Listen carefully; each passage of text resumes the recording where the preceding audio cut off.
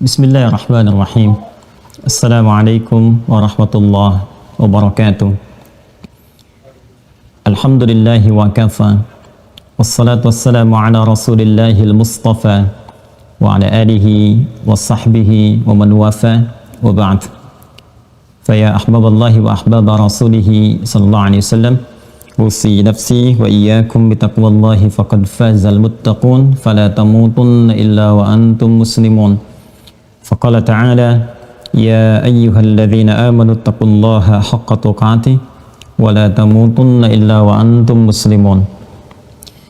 Saudara-saudariku, terkhusus keluarga besar Orbit di bawah bimbingan Ayahanda Profesor Dr. Din Syamsuddin yang terhubung lewat sesi Zoom di kesempatan malam hari ini, pun demikian dengan saudara-saudariku yang terhubung di channel YouTube Adi Hidayat Official ataupun juga di channel Orbit.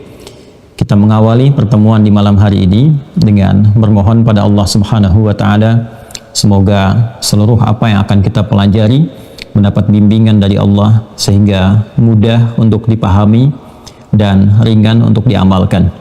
Kita bermohon kepada Allah semoga seluruh saudara-saudari kita yang berkehidupan sampai malam ini, waktu Indonesia bagian Barat dan waktu yang berkesesuaian dimanapun beraktivitas namun belum beriman, semoga diberikan kekuatan dalam jiwa dan lisan mereka untuk mampu bersyahadat sebelum wafat kembali kepada Allah Subhanahu wa taala. Semoga para pelaku maksiat siapapun, dan boleh jadi kita termasuk di antaranya, diberikan kelembutan hati oleh Allah Subhanahu wa taala dan dibimbing untuk bertaubat sehingga dapat meniti jalan kehidupan yang lebih baik, hayatan thayyibah, dan semoga semua kita wafat dalam keadaan yang mulia, husnul khatimah. Di kesempatan malam hari ini kita akan mencoba untuk bersama-sama mengkaji, mempelajari pedoman dalam Al-Quran dan hadis-hadis Nabi Muhammad SAW yang menuntun kita umat Islam khususnya agar dapat khusyuk dalam menunaikan salat. Kita akan bagi secara singkat pembahasan di malam hari ini kepada beberapa subtopik pembahasan.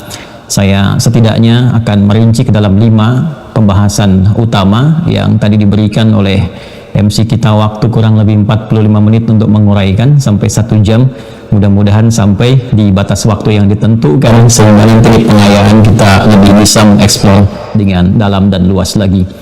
Sebelumnya, tentu seluruh apa yang disampaikan dalam Al-Quran dan hadis-hadis Nabi Muhammad SAW berupa pedoman berkehidupan, indahnya dalam Islam, semua teruraikan dengan rinci.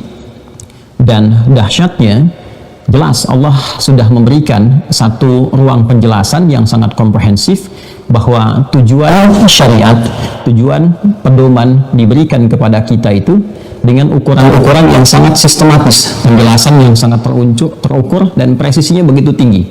Ya, Allah menyampaikan dalam Al-Quran ketika menurunkan Al-Quran itu sendiri kepada Rasulullah SAW di Quran surah kedua Al-Baqarah ayat 185, Syahrul Ramadan alladzi unzila fihil Quran hudan linnas.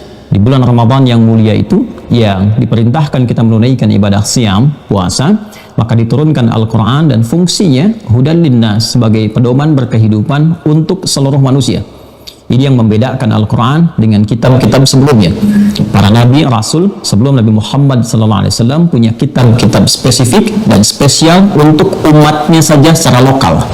Ya, Nabi Musa mendapatkan Taurat itu untuk umatnya saja di masa itu, Bani Israel. Quran surah ke-17 Al-Isra ayat yang kedua, wa ataina Musal kitaba wa ja'alnahu hudan li Bani Israel. Dan dengan keagunganku, kata Allah, diberikan kitab kepada Musa, Taurat. Quran surah ketiga Al-Imran ayat ketiga, hudan untuk menjadi pedoman berkehidupan li Bani Israel, untuk Bani Israel saja. Isa, Yesus, Mesias sama, diberikan Injil untuk Bani Israel, lokal sifatnya.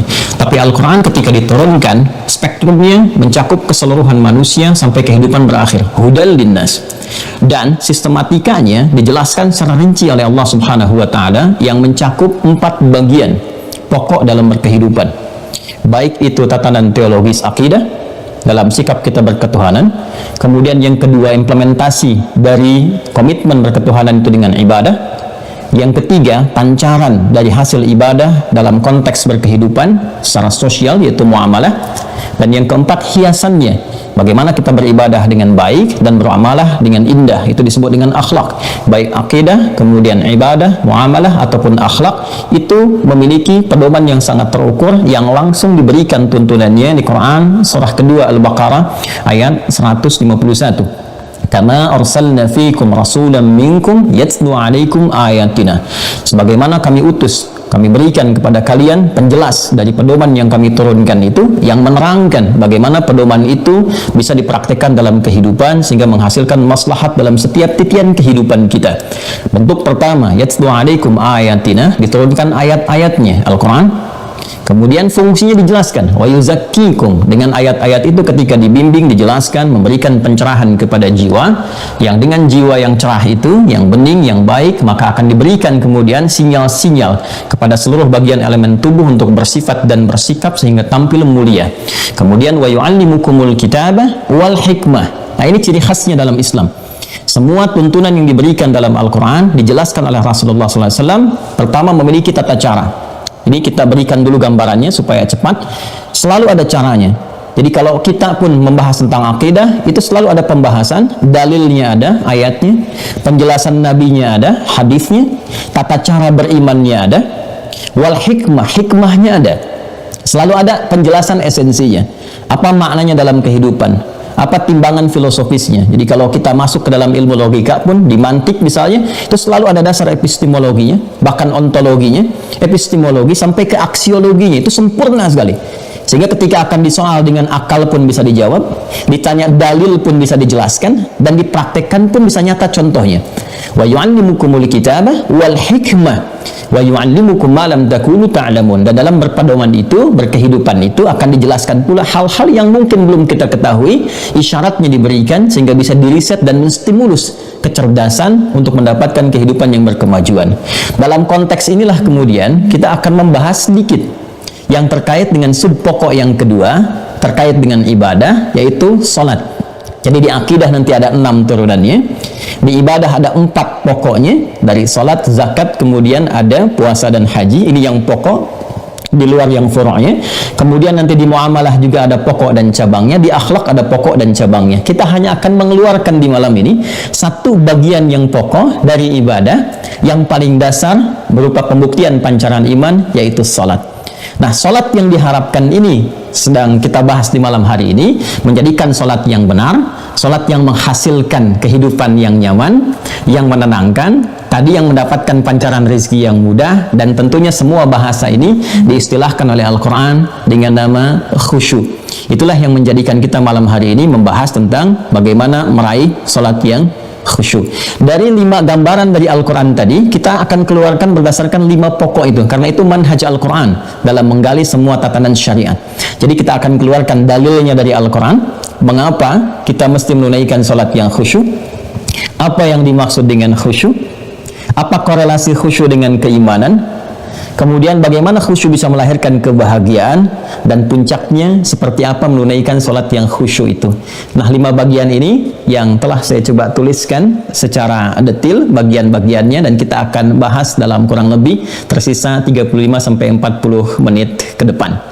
Baik, kalau sudah kita memahami itu dan dasar pembahasannya, mari kita bergeser sedikit kepada subtopik atau bagian-bagian pokok bahasannya.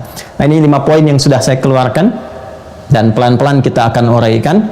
Kita mulai dulu untuk menghadirkan motivasi yang kuat kenapa kita harus mendapatkan khusyuk dalam sholat.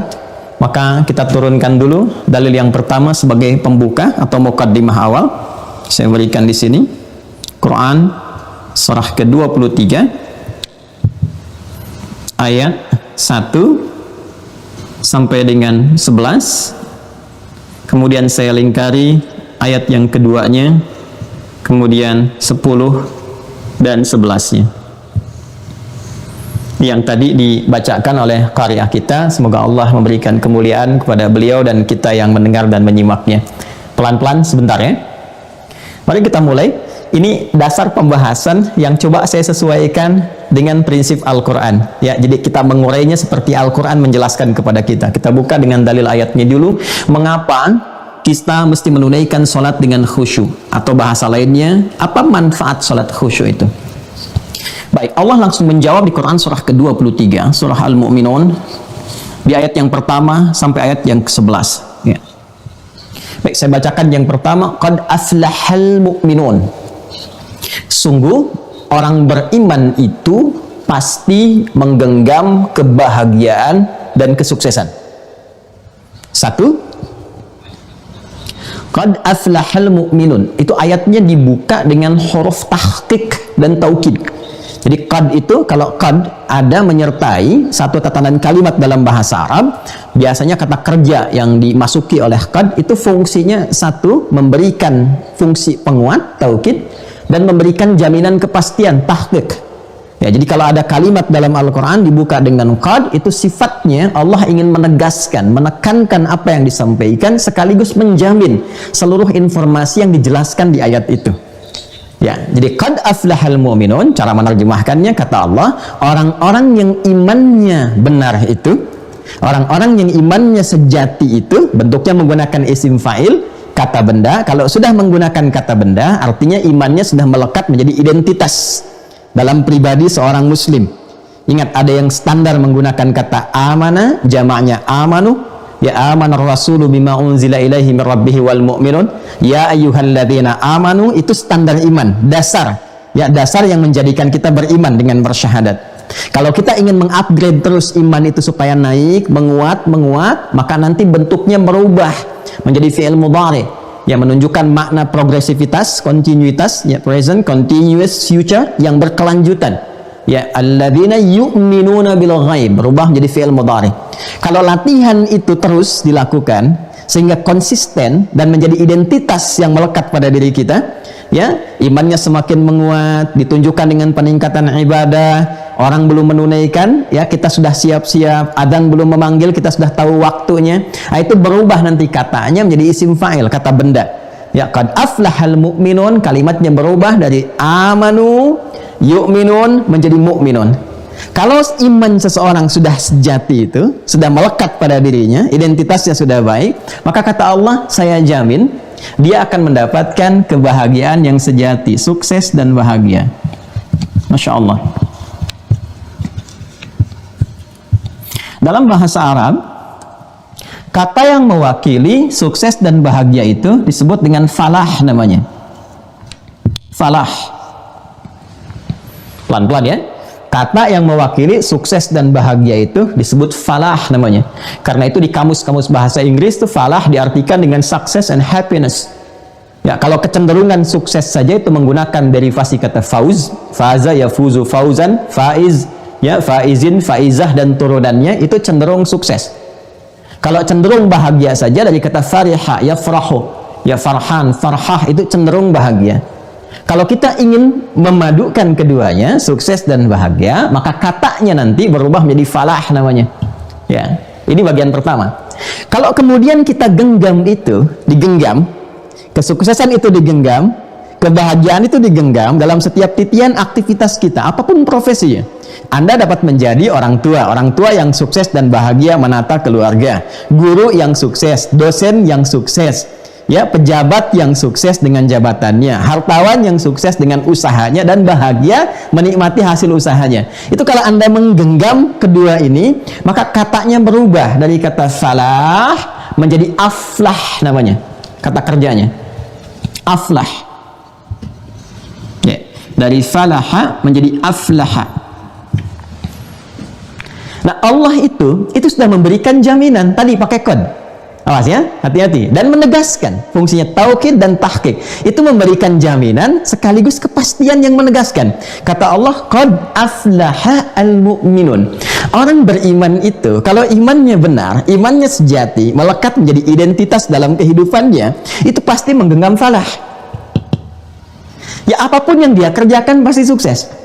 Dengan batas kesuksesan yang diridhai oleh Allah sesuai dengan maslahat hidupnya, dan pasti bahagia. Dan ternyata secara cepat, karena waktu kita terbatas, secara cepat ternyata kunci mendapatkan falah ini, kunci pertamanya itu bukan kerja keras, keduniawian, bukan ilmu pengetahuan yang dikejar dengan serata tingkat yang paling tinggi, ya, bukan dengan harta yang dikumpulkan. Ternyata kunci kebahagiaan pertama dan pengantar kesuksesan yang diridhai oleh Allah itu disebut dengan falah tadi. Kunci pertamanya ini yang saya bulati di ayat keduanya, alladzina hum fi salatihim khashi'un. Perhatikan baik-baik, alladzina, pakai alladzina ini disebutkan 1080 kali dalam Al-Quran. Kemudian hum pakai dhamir munfasil menunjuk kepada sifat taukid. Kita ngaji sedikit pakai balaghah ya, agak dalam sedikit dengan pendekatan gramatikal agak dalam. Ya. Alladzina hum fi salatihim. Nah, ini dia. Salatihim khashi'un. Kita temukan kata khusyuk di sini. Ternyata kunci pertama untuk mendapatkan kesuksesan, kebahagiaan dalam semua titian aktivitas kehidupan kita itu ya adalah salat ini. Fi salatihim kata Allah. Karena itulah panggilan salat yang diperdengarkan 5 kali dalam sehari, setiap pergantian waktu dalam setiap hari. Ingat, dalam setiap hari waktu berganti itu kan setidaknya dibagi pada 5 bagian, ya kan? Subuh ya menuju pagi terus ya, dari pancaran pertama matahari mulai memancarkan sinarnya, mulai berkehidupan, ya kan? Subuh, was-subhi idza tanaffas, pancarannya disebut dengan fajar. Kemudian masuk ke waktu siang ya, jelas terang zuhur, menuju kepada sore, waktu dimanfaatkan asar, kemudian menjelang berakhir akan di pertemuan awal malam, muqaddimatul lail, maghrib, sampai ke malam isya gelap. Subuh, zuhur, asar, maghrib, isya. Anda bisa bayangkan, di setiap pergantian waktu dalam sehari diperdengarkan di telinga kita. Pada orang yang masih memiliki pendengaran, pada yang masih mau mendengar. Dalam bahasa Arab, ya telinga itu disebut dengan udhun, jamaknya disebut dengan adhan. Memanggil pada yang masih ingin memfungsikan pendengarannya di telinganya itu disebut dengan adhan. Dan dalam adhan, setiap perpindahan waktu kita diingatkan, hidup kamu itu mesti bahagia, kamu mesti sukses.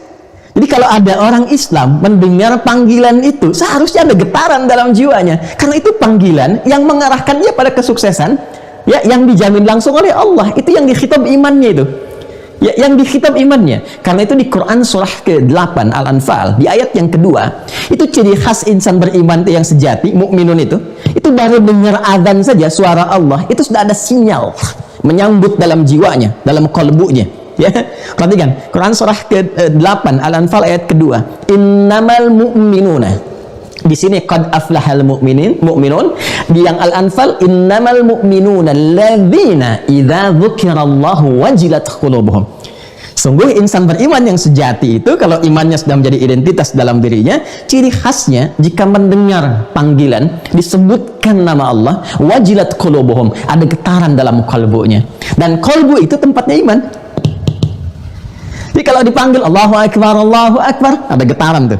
Ya, alhamdulillah kalau sudah ada sinyal dalam hati kita merespon, itu tandanya imannya bagus. Ya, tapi tidak cukup sampai situ. Ketika kemudian diperdengarkan di telinga kita, diajak hayya 'alas shalah, hayya 'alas shalah, ayo salat, ayo salat. Anda bertanya, untuk apa salat ya Allah? Langsung dijawab, 5 kali diperdengarkan setiap pergantian waktu. Hayya 'alal falah. Supaya kamu bahagia, supaya kamu sukses. Jadi ternyata sholat itu mengantarkan pada kesuksesan. Sholat itu kunci kebahagiaan. Perhatikan betapa orang-orang Islam, pengikut Nabi Muhammad SAW di kalangan para sahabat itu, ketika mulai awal berhijrah, di awal pertama kali, tahun pertama sebelum berangkat, setahun sebelum berangkat, usia Nabi 52 tahun, ya usia dakwah di kota Mekah kurang lebih 12 tahun. Kemudian diberikan oleh Allah satu syariat pembuka, pembukanya bukan haji, bukan umrah, ya bukan zakat, tapi sholat. Dan sholat itu yang kelak mengantarkan pribadi mereka di semua aspek kehidupan. Tidak ada satupun di antara sahabat itu yang mengalami kehidupan kecuali bahagia dalam hidupnya dan sukses dalam setiap titian karirnya. Jadi kalau Anda bertanya apa manfaat khusyuk dalam sholat, Allah sendiri yang menjawab, menjamin dan menegaskannya. Menjawab, menjamin dan menegaskannya. Kalau Adi Hidayat yang jawab, Anda bisa abaikan. Tapi kalau Allah yang memberikan jawaban, maka disitulah kemudian iman kita dipertaruhkan. Ya. Kata Allah, qad aflahal mu'minun, alladzina hum fi salatihim khashi'un, yaitu salat yang khusyuk mengantarkan Anda kepada jaminan kesuksesan dan kebahagiaan. Dan tawaran ini diberikan secara terbuka untuk siapapun. Karena itu menggunakan kata alladzina, ismun mausulun yadullu 'alal jam'il jam'iyah. Ya, isim mausul, kata sambung konjungsi yang menunjuk pada bentuk jamak tanpa batas, sifatnya komprehensif dan holistik. Ya, mau laki-laki, perempuan, tua, muda, besar, kecil, status sosialnya, kaya, cukup, pejabat atau biasa dan sebagainya, sipil, militer, kalau Anda benar tunaikan dengan baik, maka lihat miniatur kehidupan di masa Nabi. Yang di militer ada dari 12.000 sahabat, 38-nya jadi panglima, satu kualitas panglimanya bisa menaklukkan Persia dan Romawi. Yang di birokrat ada bagaimana Amr bin As itu melakukan ekspedisi dari Afrika Utara, dimulai dari Mesir, Libya, Tunisia, Aljazair, Maroko, terus sampai kemudian ke Syam di Syria itu, dan sukses keseluruhannya. Ada yang jadi duta besar kemudian seperti Mu'adz bin Jabal di Yaman, sukses mengentaskan kemiskinan hanya dalam waktu 3 tahun, dan seterusnya. Semua contoh miniatur kehidupan kita dapati. Sampai dengan tegas Allah mengatakan di Quran surah ke-33 ayat 21 itu, laqad kana lakum fi rasulillahi uswatun hasanah. Kalau kita bisa ikuti bagaimana Nabi menunjukkan, maka keteladanan itu akan menebar kepada orang yang mengikutinya sehingga jadi contoh di setiap masa kehidupannya. Ini jawaban pertama ketika kita bertanya mengapa tema malam ini mesti khusyuk dalam sholat. Dapat apa kalau kita khusyuk sholatnya? Maka jawaban pertama untuk pertanyaan Pak Din di awal tadi, ya kan? Apa hal yang nyata yang bisa kita dapatkan dalam kehidupan dunia? Maka ini yang pertama, kata Allah, aku jamin, aku tegaskan, pasti sukses dan bahagia. Nanti tinggal pertanyaannya, apakah setiap orang yang sholat itu bisa sukses dan bahagia? Kenapa ada orang sudah banyak sholat, bahkan tambah sunnahnya, tapi belum merasakan kesuksesan dan bahagia yang diidamkan? Boleh jadi persoalannya nanti dalam sifat kekhusyuannya itu. Alladzina hum fi salatihim khashi'un. Allah tidak mengatakan alladzina hum musallun, yaitu merekalah orang-orang yang mau salat. Tidak. Alladzina hum fi salatihim khashi'un. Ini dunia sukses, tapi akhirat mustapa, tidak ideal. Karena doa insan beriman di Quran surah kedua Al-Baqarah ayat 201, paling kanan sebelah bawah di mushaf standar, ya, Quran surah kedua Al-Baqarah ayat 201. Ini doa insan beriman yang paling ideal. Wa minhum may yaqulu rabbana atina fid dunya hasanah wa fil akhirati hasanah wa qina adzabannar. Karena insan beriman itu, nanti simpul iman itu ada 6, simpul yang kelimanya dia yakin bahwa ada kehidupan nyata setelah meninggalkan dunia. Dunia ini nyata, pasca dunia itu real juga, nyata juga. Iman dia yang menjadikan dia yakin dengan itu. Quran surah kedua Al-Baqarah ayat keempat, wabil akhirati hum yuqinun, dan mereka yakin akhirat pun nyata. Karena mereka yakin akhirat itu nyata, mereka siapkan saat di dunia untuk mencari bekal, kan? Nggak ada ruginya, kan? Ya. Alhamdulillah kita dapatkan nyata sesungguhnya, dapat manfaatnya, ya kan? Baik. Apa yang harus disiapkan? Kata Allah, ternyata bekal terbaik untuk mendapatkan kehidupan real di akhirat yang bahagia, yang sukses, yang puncak tertingginya, senantiasa keluar di setiap fitrah lisan manusia ketika ditanyakan, bahkan menjadi tempat-tempat hunian, klaster Firdaus, Taman Firdausi, Paradise dan sebagainya, gitu kan? Baik, bukankah jaminan surga Firdaus itu pun dibuka dengan sholat yang khusyuk? Kalau tadi tilawahnya ya sempat tersambungkan sampai dengan sempurna, kita dengar sampai ayat 10, 11. Ya, perhatikan ayat 10-nya Quran surah ke-23 itu, ulaika humul warithun. Ayat 11-nya, alladzina yarithunal firdausa hum fiha khalidun. Mereka itulah para pewaris yang tengah beraktivitas di bumi. Mewarisi apa? Alladzina, pakai alladzina lagi, sehingga memberikan kesan bahwa surga Firdaus itu terbuka, bukan hanya untuk 1-2 kalangan saja. Siapapun mampu untuk bisa mendapatinya sepanjang memenuhi syarat dan ketentuannya. Ya, alladzina yarithunal firdausa, yaitu para pewaris surga Firdaus, hum fiha khalidun, yang mengalami kehidupan nyata di sana secara abadi. Jadi Anda bayangkan, di dunianya sukses dan bahagia, akhiratnya dapat Firdaus, waqina adzabannar, dan terjauh dari ancaman neraka. Nah, indahnya apa? Ternyata surga Firdaus pun tempat terindah, terbaik, teristimewa ketika seseorang ya, kemudian berakhir di penghujung kehidupan akhiratnya itu, pintu pertamanya ini amalnya. Alladzina hum fi salatihim khashi'un. Jadi ternyata salat khusyuk itu menentukan kebahagiaan, kesuksesan dunia, ya, plus menjadi timbangan kebahagiaan dan sukses pertama untuk hidup akhirat, ya. Karena itu saat di dunia betapa ditekankan, ya, dikuatkan, diwajibkan, ternyata kewajiban itu, sifatnya memaksa itu, paksaan itu ditujukan supaya kita mendapatkan nikmat ini. Jadi kalau kita memahami tentang filsafat fikih, kenapa satu hukum diwajibkan, ternyata bukan ingin memberatkan kita, untuk menyempurnakan nikmat. Karena tidak semua orang tidak sujud pun, semua hamba tidak ruku dan sujud pun tidak akan menurunkan status Allah sebagai Tuhan. Tetap Rabbul Izzah. Tapi kenapa ada hukum wajib? Ternyata saking rahman dan rahimnya Allah memaksa kita. Rahman Allah memaksa kita mendapatkan kebahagiaan dan sukses dunia. Rahim Allah memaksa kita mendapatkan tempat termulia saat di akhirat. Karena sayang, Pak, Bu. Kalau nggak sayang nggak akan dipaksa. Ya, itu yang menjadikan kemudian banyak firman dalam Al-Quran dijelaskan, ya, hikmahnya kenapa menjadi wajib, ternyata menyempurnakan nikmat. Pembuka sholat saja kita dengan wudhu, itu jelas ujung ayatnya. Quran surah kelima Al-Maidah di ayat ke-6, yaitu pembuka sholat dalam wudhu, pengantar pada kehusyuan pertama. Kalau sampai kita akan bahas ke fase itu ditutup ayatnya, Quran surah 5 Al-Maidah ayat yang ke-6 dengan kalimat indah, ma yuridullahu liyaj'ala 'alaikum min haraj. Allah tidak ingin memberikan beban kesulitan kepada kalian dengan diturunkannya syariat wudhu ini, kata Allah, pengantar kepada khusyuknya salat.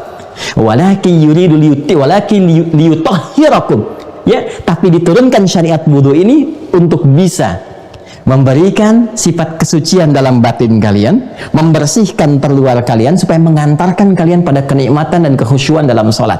Waliyutimma ni'matahu 'alaikum. Jadi begitu kalian merasakan kekhusyuan dalam salat itu, taubatnya diterima, hatinya bening, keadaannya bersih, maka terasalah kesempurnaan nikmat itu, yang dengan itu kalian la'allakum tashkurun, menjadi lebih bersyukur pada Allah Subhanahu wa taala. Perhatikan bagaimana Al-Qur'an mengurai dengan indah sekali semua turunannya dan terkorelasi. Jadi ini pengantar pembuka kenapa kita membahas judul atau tema besar kita pada malam hari ini, karena setiap orang itu selalu ingin bahagia. Nggak ada orang yang ingin bahagia. Setiap orang ingin sukses, dan kesuksesan itu diharapkan terus memanjang sampai kehidupan yang abadi. Dan pembukanya itu salat yang khusyuk. Di titik inilah kemudian kita akan mengurai apa itu khusyuk. Satu, bagaimana hubungan khusyuk dengan iman. Karena di ayat ini dibuka tadi, dan Anda pun membacakan tadi di tilawah ayat pembuka pertemuan kita malam hari ini, ada korelasi antara iman dengan khusyuk. Qad aflahal mu'minun, iman, alladzina hum fi salatihim khashi'un, khusyuk dalam salat. Dua. Kemudian korelasi khusyuk dan kebahagiaan. Apa hubungan khusyuk yang melahirkan kebahagiaan? Cirinya bagaimana kebahagiaan yang lahir dari sifat khusyuk itu? Ya. Yang keempat kemudian, ya, hubungan antara khusyuk dan khasyah. Apa yang disebut dengan khasyah, dan bagaimana khasyah menunjukkan ciri khusyuk, ya, pada seorang hamba dan pada tingkat yang agak tinggi, ya. Dan yang terakhir, cara meraih khusyuk dalam sholat. Seperti apa isyarat-isyarat Al-Quran yang bisa kita keluarkan dan bersamaan dengan petunjuk Nabi SAW. Ini 5 inti pembahasan yang akan kita urai. Jadi tadi baru muqaddimah, ya, mohon maaf Mas Mustafa kalau kemudian nanti pembahasan kita agak panjang, karena ini memang harus terpaksa saya sampaikan untuk bisa menghadirkan motivasi kuat meraih apa yang dijanjikan, sekaligus evaluasi sholat sampai dengan malam hari ini, sudahkah melahirkan hal-hal yang diutarakan. Ini sebetulnya baru 2, saya bisa tambahkan 5 lagi, cuma karena waktu terbatas kita langsung saja kepada inti pembahasan. Yuk kita mulai. Apa itu khusyuk? Khusyuk di dalam bahasa Arab, dan ini menariknya akan senafas dengan urutan ayat-ayat Al-Quran, karena memang gramatikal di bahasa Arab itu sumber referensi pokok pertamanya Al-Quran, ya. Nah, ini yang sangat menarik, ya, referensi pokok pertamanya Al-Quran. Khusyuk dalam bahasa Arab, bahkan kalau Anda buka kamus-kamus bahasa Arab, itu tidak akan terlepas dari 3 pemaknaan utama. Satu, al-khudu'.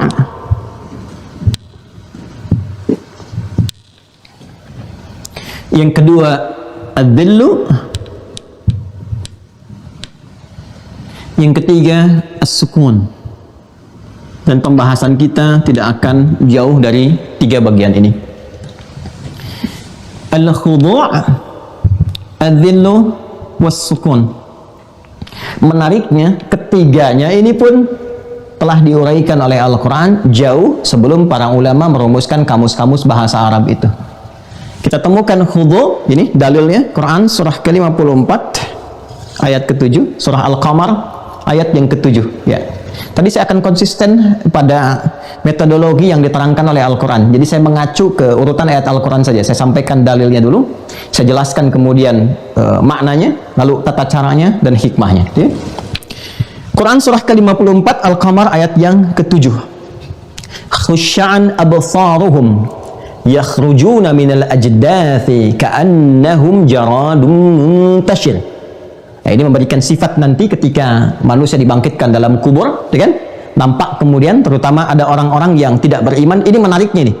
Orang yang khusyuk nanti yang punya sifat 3 ini, dia khusyuk saat di dunia, dia akan dibangkitkan oleh Allah dengan apresiasi yang tinggi dan tadi yang dijanjikan. Tapi kalau dia tidak mendapatkan sifat khusyuk atau berkebalikan dengan sifat khusyuk di dunia, maka oleh Allah dipaksa khusyuk untuk di akhirat tapi dengan makna yang negatif. Ingat ya, di dunia khusyuk maknanya positif, tapi kalau sampai ke akhirat di dunia nggak khusyuk, di akhirat nanti dipaksa khusyuk tapi dengan makna yang negatif. Ya, di antara makna itu kita akan kembali ke sini. Khudu' ya, yaitu sifat yang merendah.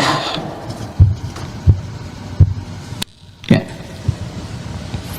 Orang Arab mengatakan kalau ada seseorang yang merendahkan dirinya, kemudian ditunjukkan lewat sikapnya, bahkan dari rona matanya, ya, dari wajah, dari matanya kemudian terlihat. Kalau kita lihat ada orang yang merendah, ada direndahkan. Ya. Kalau di ayat ini menunjukkan konteks akhirat pada orang-orang yang nggak mau khusyuk di dunia, maka direndahkan, dipaksa rendah oleh Allah saat di akhirat. Maka terlihat dari rona matanya, terlihat orang rendah itu kan kalau direndahkan kelihatan matanya, ya, tertunduk ke bawah.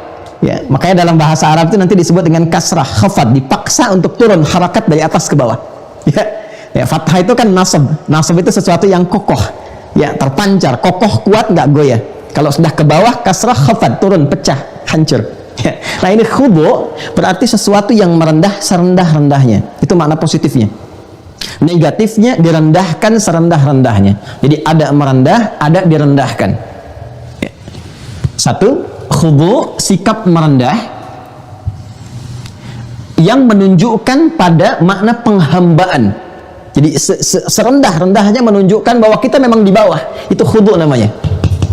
Ya, karena itu dalam sholat nanti kita dipaksa oleh Allah untuk merendahkan diri serendah-rendahnya untuk menunjukkan kita itu hamba. Ya, tingkat kemuliaan manusia itu kan ada pada kepalanya, kan? Karena itulah dia dihormati. Di Arab tuh ada budaya nggak boleh pukul kepala, ya kan? Atau merendahkan. Bagian wajah itu kan tampak semua ekspresi bagian tubuh kita. Nah, dalam sholat itu dipaksa oleh Allah, ya, diminta oleh Allah untuk merendahkan dengan serendah-rendahnya. Ya, nah, itu yang disebut dengan khudu' bagian pertama. Saat kita sujud, ya, sujud itu pancaran dari sifat kekhuduan. Nanti prakteknya kita akan tunjukkan bagaimana meraih sifat khudu' ini dalam sholat. Prakteknya kita tunjukkan. Tapi saya berikan contoh dan korelasinya dulu. Jadi yang pertama, makna khusyuk punya makna yang pertama yaitu sifat yang merendah, serendah-rendahnya, ya, yang memiliki unsur penghambaan. Nih. Jadi yang dimaksud bukan sifat rendah hati, ya, dalam arti tawadhu di sini, ya, dalam arti lebih kepada menghambakan diri serendah-rendahnya, khudu'. Satu.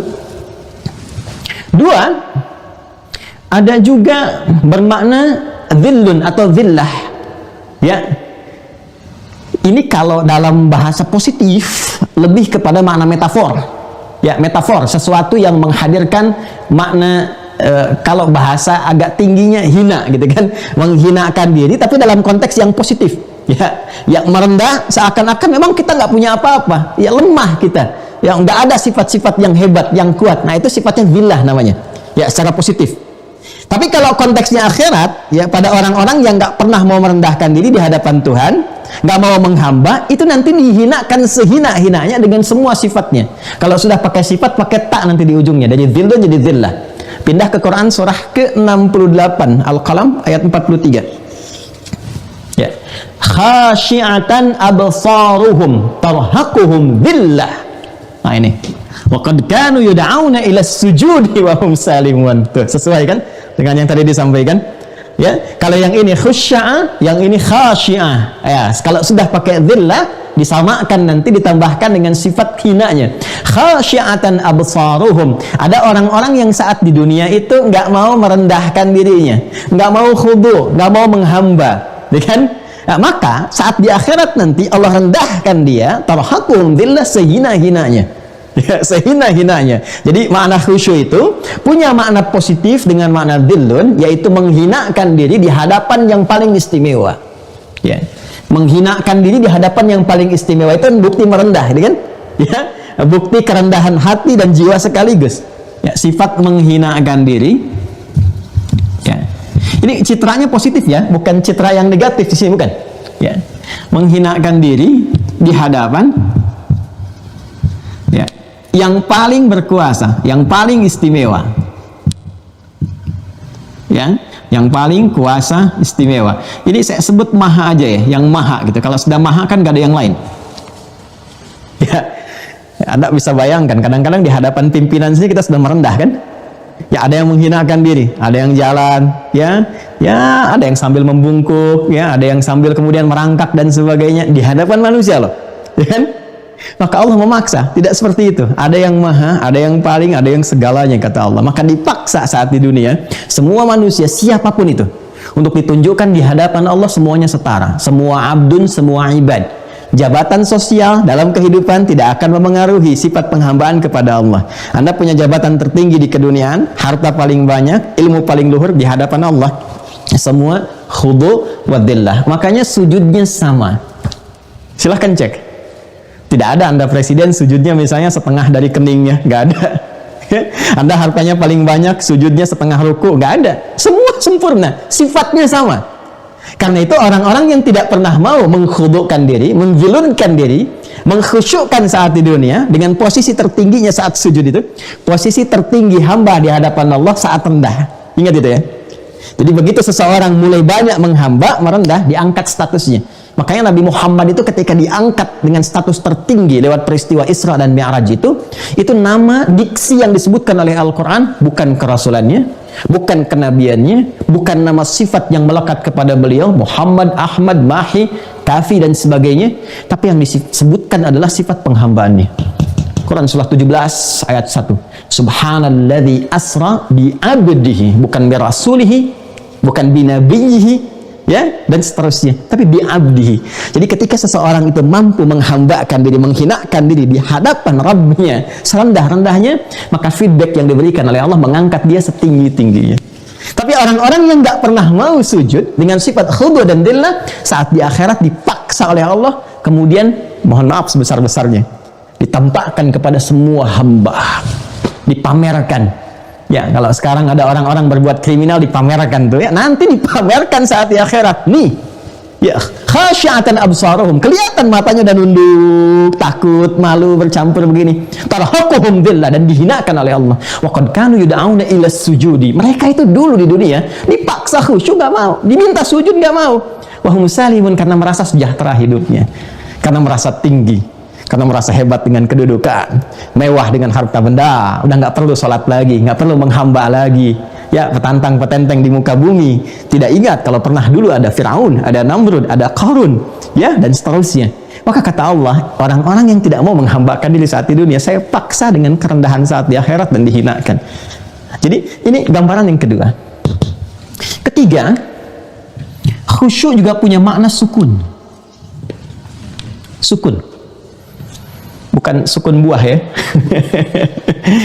Buah saat di atas itu sukun. Kalau jatuh ke bawah kasrah. Ya, kalau sudah dimasak dipotong-potong itu jadi fathah. Kalau dikumpulkan jadi dhammah. Saya waktu di Garut dihidangi sukun buah ya. Ada datang suaminya bawa, Ustadz ini sukun. Saya bilang bukan Pak, ini fathah. Kalau sukun masih di atas bulat. Jatuh ke bawah itu kasrah. Anda potong-potong fathah, dihidangkan banyak dhammah. Nah, sukun ini sebentar ya, sini ada keterangannya di Quran surah Thaha ayat 108. Ada ayatnya? Quran surah Taha, surah 20, ayat 108. Sudah, langsung ke ujungnya. Khasha'atil aswatu lirrahman fala tasma'u illa hamsa. Pada saat itu semua dibangkitkan dalam kubur mengikuti seruan. Hati-hati. Yauma idzi yattabi'una ad-da'iya la iwajalah. Ada seruan, bangkit dari kubur, bangun semua, kemudian diikuti, nggak ada yang belok-belok, la iwajalah. Lurus ikuti semua seruan itu, perintah diikuti. Dan yang paling menarik, ini dia, khasya'atil aswat. Khasya'atil aswat di sini bermakna sukun. Ya, semuanya tenang. Semuanya tenang sekali, tenang. Masya Allah, persis kayak Zoom kayak gini tuh, nggak ada yang bersuara. Ya, yang taklim tenang, ini sukun nih sekarang, sedang sukun. Yang orang Arab mengatakan begini, sakanatis syajaratu idza dhahabatir rih, idza dhahabatir rih. Sakanatis syajaratu, tangkai pohon itu begitu tenang.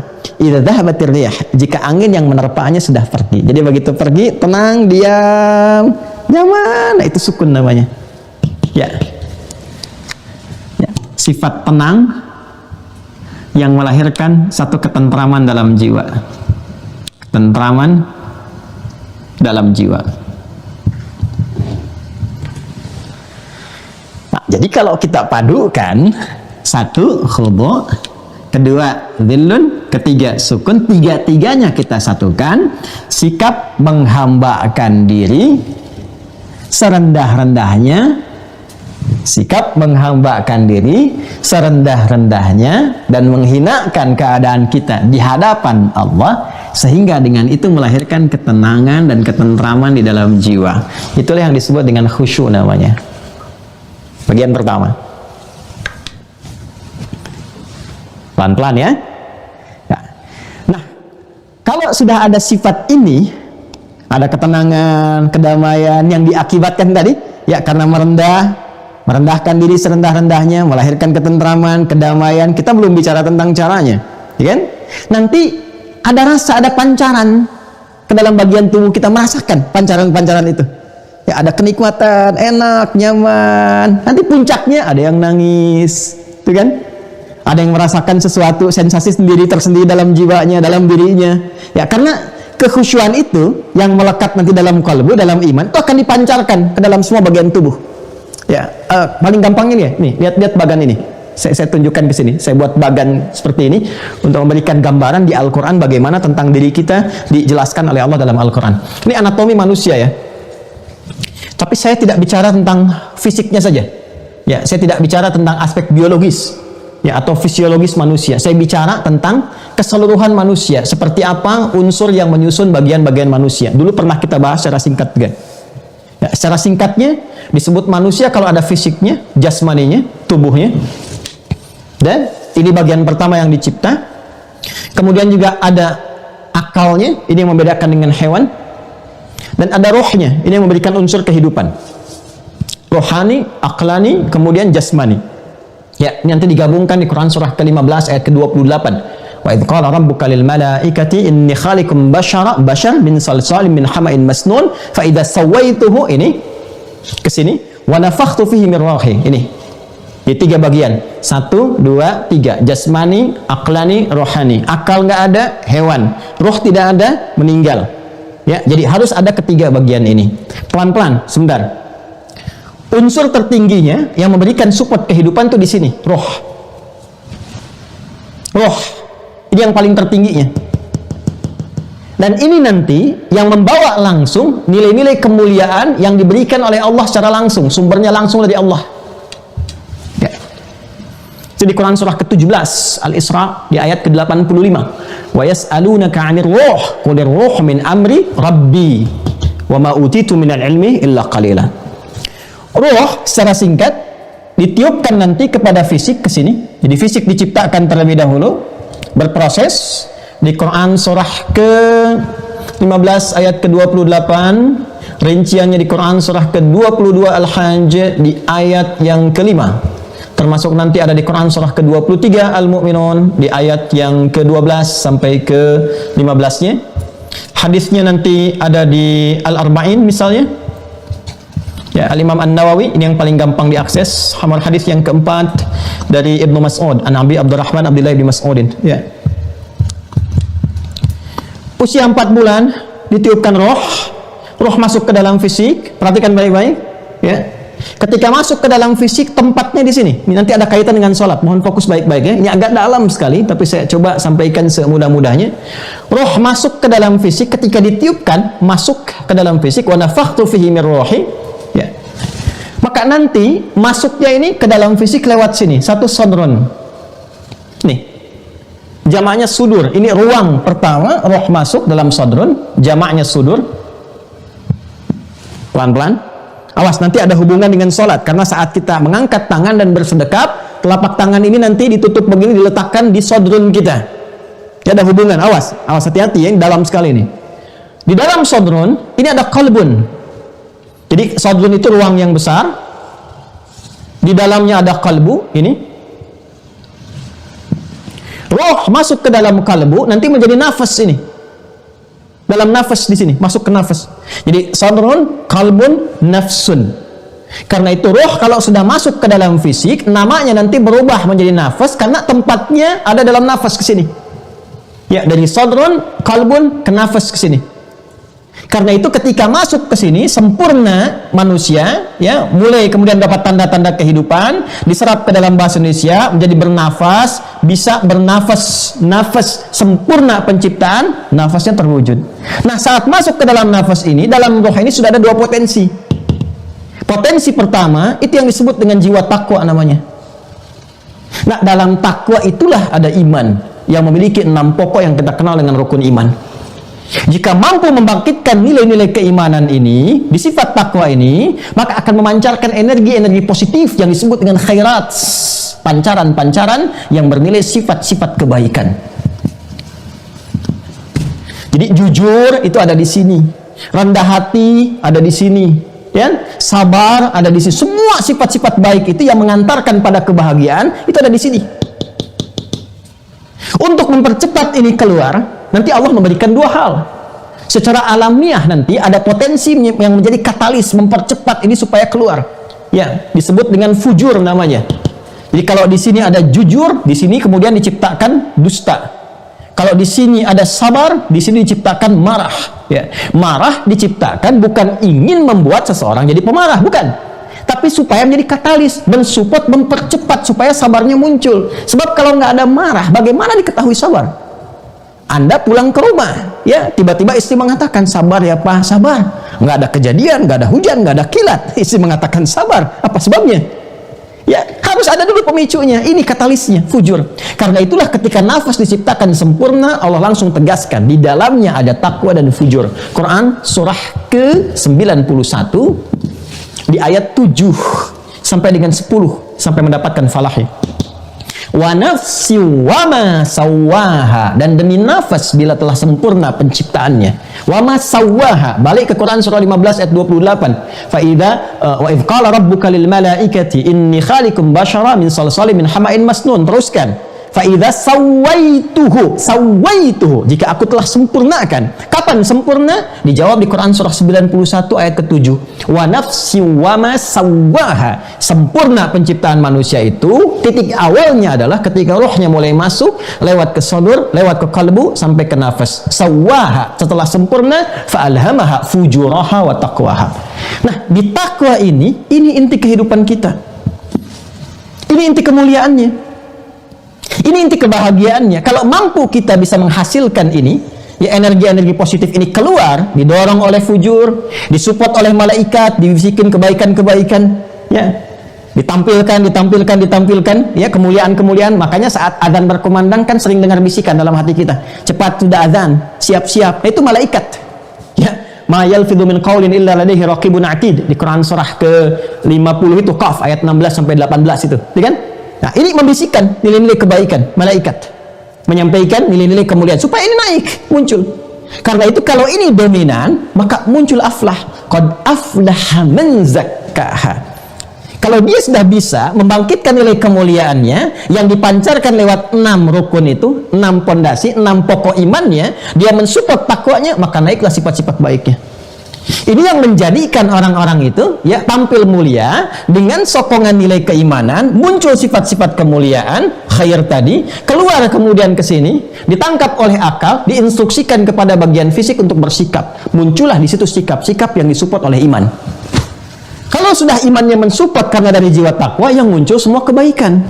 Makanya semua bagian anggota tubuh kita ini di dalam Al-Quran sebelum disebutkan fungsinya, disebutkan imannya dulu.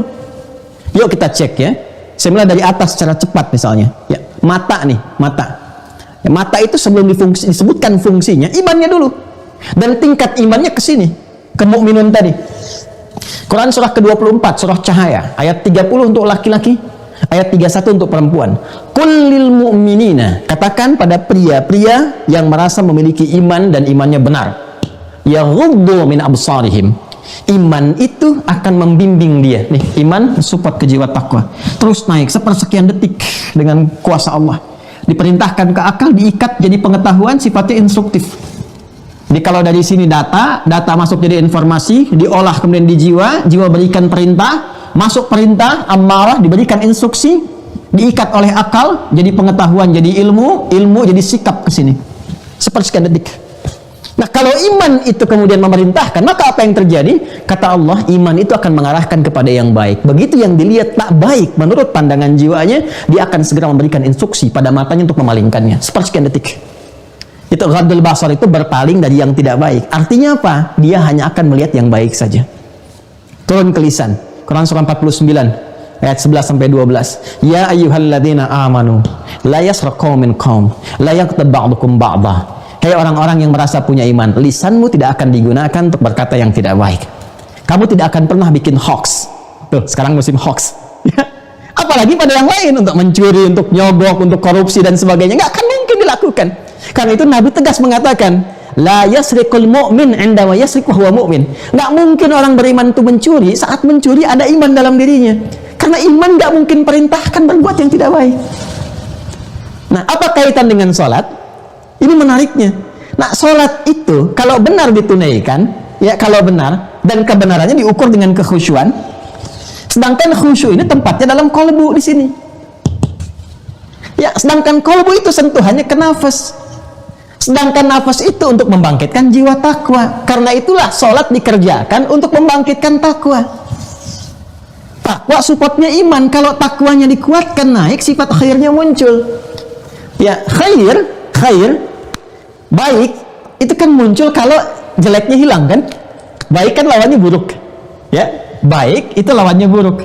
Secara sederhananya lawannya buruk, soleh lawannya salah. Baik itu bisa muncul kalau buruknya hilang, kan? Baru muncul baiknya. Buruk dalam Islam dan bisa kita terapkan dalam kehidupan. Maksud diterapkan itu terlihat seperti itu, bukan dipraktekkan ya. Bisa kita lihat bentuk nyatanya. Buruk itu sumbernya cuma dua.